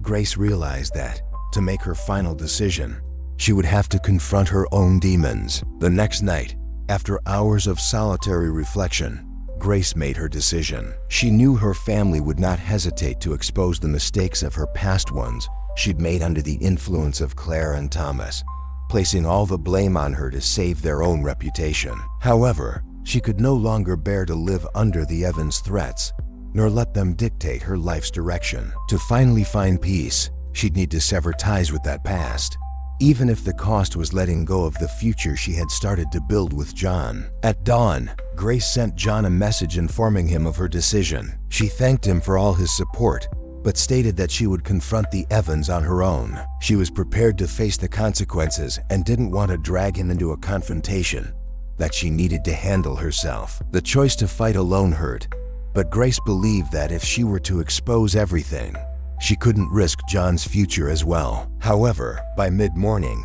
as she organized the documents and evidence for the final disclosure, the doorbell rang. Opening the door, she was surprised to find John there, his gaze determined, yet softened by a tenderness that caught her off guard. "John, I thought I made it clear that this is my fight," she began, trying to keep her tone composed. He shook his head, keeping his eyes fixed on hers. "Grace, I've told you before I'm not abandoning you. I thought you understood that I'm with you, no matter what. I made a choice, and nothing will change that." She looked away, trying to control the pain and fear of placing him in a risky situation. "They have evidence against me, John. They can destroy my career, my entire life. You don't have to carry this responsibility with me." He stepped closer, taking her hands, forcing her to meet his gaze. His voice was firm, yet filled with compassion. "Grace, I'm not going anywhere. I chose to face this with you, no matter the cost. We're in this together, and that's how we're going to end this story once and for all." His words touched her deeply. For so long, Grace had believed she would face everything alone, that no one could understand the complexity of severing ties with her own blood and exposing the lies that had entangled her life. But the sincerity in John's gaze gave her a sense of relief she'd never experienced. He was by her side and would face any consequence for it. Grace held his hands, absorbing the courage he exuded. "Then let's end this together. We have nothing left to hide." That afternoon, Grace and John called a press conference. Journalists and prominent figures crowded into the room, eager for the revelations awaiting them. Claire and Thomas were also present, still maintaining an air of confidence, but Grace knew that beneath the calm facade, they were unsettled. For them, this public exposure would be the last chance to contain the damage. As the room fell silent, Grace and John took the stage, side by side, facing the cameras and the watchful eyes of the reporters. Grace took a deep breath, feeling an unexpected calm as she realized she was finally in control of her story. "Thank you for being here," she began, her voice strong. "My name is Grace Evans, and I am here today to reveal a truth that has been hidden for too long. For years, my family has maintained an image of integrity and philanthropy. But what many don't know is that this image was built on lies, manipulation, and yes, crimes that have destroyed many lives. And for a long time, I was a part of it." A heavy silence filled the room as Grace continued, each word revealing the weight of a story she needed to expel. "Early in my career, I was involved in operations presented to me as essential to the company, and I believed they were legitimate. But over time, I discovered that I was being used as part of a larger scheme. Although I was manipulated, I know I made mistakes, and today, I take responsibility for them. I can't keep living with this part of my life hidden." At that moment, Claire stood up, her face contorted with rage. "This is a farce," she shouted, trying to cut Grace off. "You're willing to destroy your own family to feed some fantasy. No one will believe these lies." John stepped forward, protecting Grace, and replied in a firm voice, Please, Claire. Grace deserves to be heard. Just as you had your time to build this image, now it's her turn to tell the truth. Claire hesitated, her face full of frustration, but stepped back. Grace held steady, feeling the strength that came from having John by her side. She continued, knowing there was no turning back. My family hid behind a facade of generosity, but manipulated contracts, diverted funds, and harmed those who trusted them. And now, the proof of all this is here. She raised a tablet, showing documents and records that revealed the full scope of the fraud. These are the pieces of evidence that show what really happened: the secret accounts, the illegal transactions, the fraudulent contracts. The cameras flashed, and the reporters observed every detail with expressions of shock and curiosity. Claire and Thomas, realizing they were losing control, exchanged desperate glances. They tried to slip out of the room discreetly, but were surrounded by journalists and the flashing cameras. Beside John, Grace watched the scene with a mixture of relief and exhaustion. After so long living in fear, she finally felt free to move forward without carrying the chains of a past that no longer belonged to her. When the conference ended and the room emptied, Grace looked at John, her eyes filled with deep gratitude. He had supported her to the end, and without him, she would never have found the courage to confront her own ghosts. John embraced her, and Grace felt a peace she had never experienced before. You did it, Grace. You're finally free. She hugged him back, feeling the strength of that moment, knowing she had overcome something far greater than the Evans power. Thank you, John, for not giving up on me, even when I almost gave up on myself. He smiled, holding her tightly. We're together, Grace. And now, without the lies, we can start a new life. In that moment, Grace knew she was ready to start a new story, a story in which, alongside John, there would be no more secrets, only the future they chose to build together. The morning after the press conference, Grace woke up with an unfamiliar sense of lightness. For the first time in years, the weight of the Evans lies and manipulations no longer pressed down on her shoulders. Opening her eyes, she realized that the future finally belonged to her. She went downstairs and found John waiting for her, his eyes filled with tenderness and relief. Good morning, he said with a gentle smile. Looks like you found what you were looking for. She returned his smile, feeling different, almost reborn. Yes, I think I'm finally free, but at the same time, it's strange. After so many years fighting to escape my past, now that I've done it, I still feel like I don't quite know how to start over. He stepped closer and held her hands gently, his gaze full of understanding. Grace, you don't have to face this alone. We can take that first step together, and there's no need to rush only to be true. Her heart beat faster at his words. For so long, she had tried to protect herself, never letting anyone truly in. But now, standing before John, she realized that maybe she was finally ready to build something genuine, without fear. Yet, vulnerability remained. The hesitation to fully surrender after everything they had been through. John, I want to be with you, but I need to be honest. There are still scars here, she admitted, her voice soft and full of emotion. I spent so much time guarding myself that sometimes I'm afraid to trust again, to let go. He nodded, understanding every word. Grace, I don't expect everything to be perfect right away. I just want you to know I'm willing to try, to face everything by your side, patiently. There's no rush, we only need each other. Those words moved her deeply, and for the first time, Grace allowed herself to lower her walls. I want that too, John.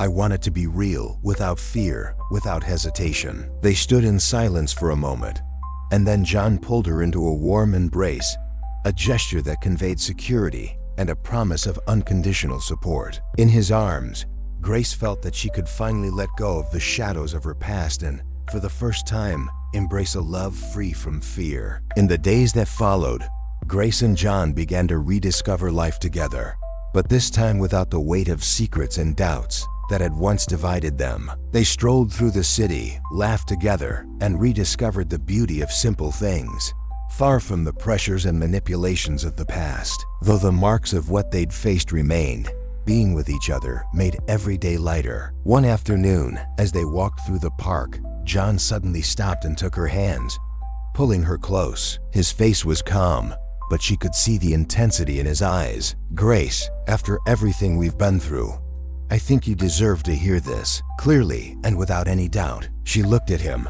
her heart racing in anticipation. "John," he smiled, intertwining his fingers with hers. "I love you, Grace. I've known it since we faced our first challenge together. But now there's nothing stopping me from saying it out loud." She felt tears streaming softly down her face. After so long with her heart closed, those words reached her as a promise of everything they could build. "I love you too, John. And even with the scars that remain, I'm ready to start over with you." They shared a kiss, one filled with promises and new hopes. In that moment, every hardship and pain from the past seemed to fade in importance. All that mattered now was the present, the future they could create together, free from fear. The following months were dedicated to a fresh start. Together, they decided to invest in a project focused on justice and transparency, something that reflected the values they both had come to cherish. They began building a simple and authentic life, where the wounds they carried were just distant memories that helped them appreciate the present even more. Side by side, Grace and John had finally found the peace they had both sought. Now, ready to face whatever came their way, they knew that together, nothing could ever separate them.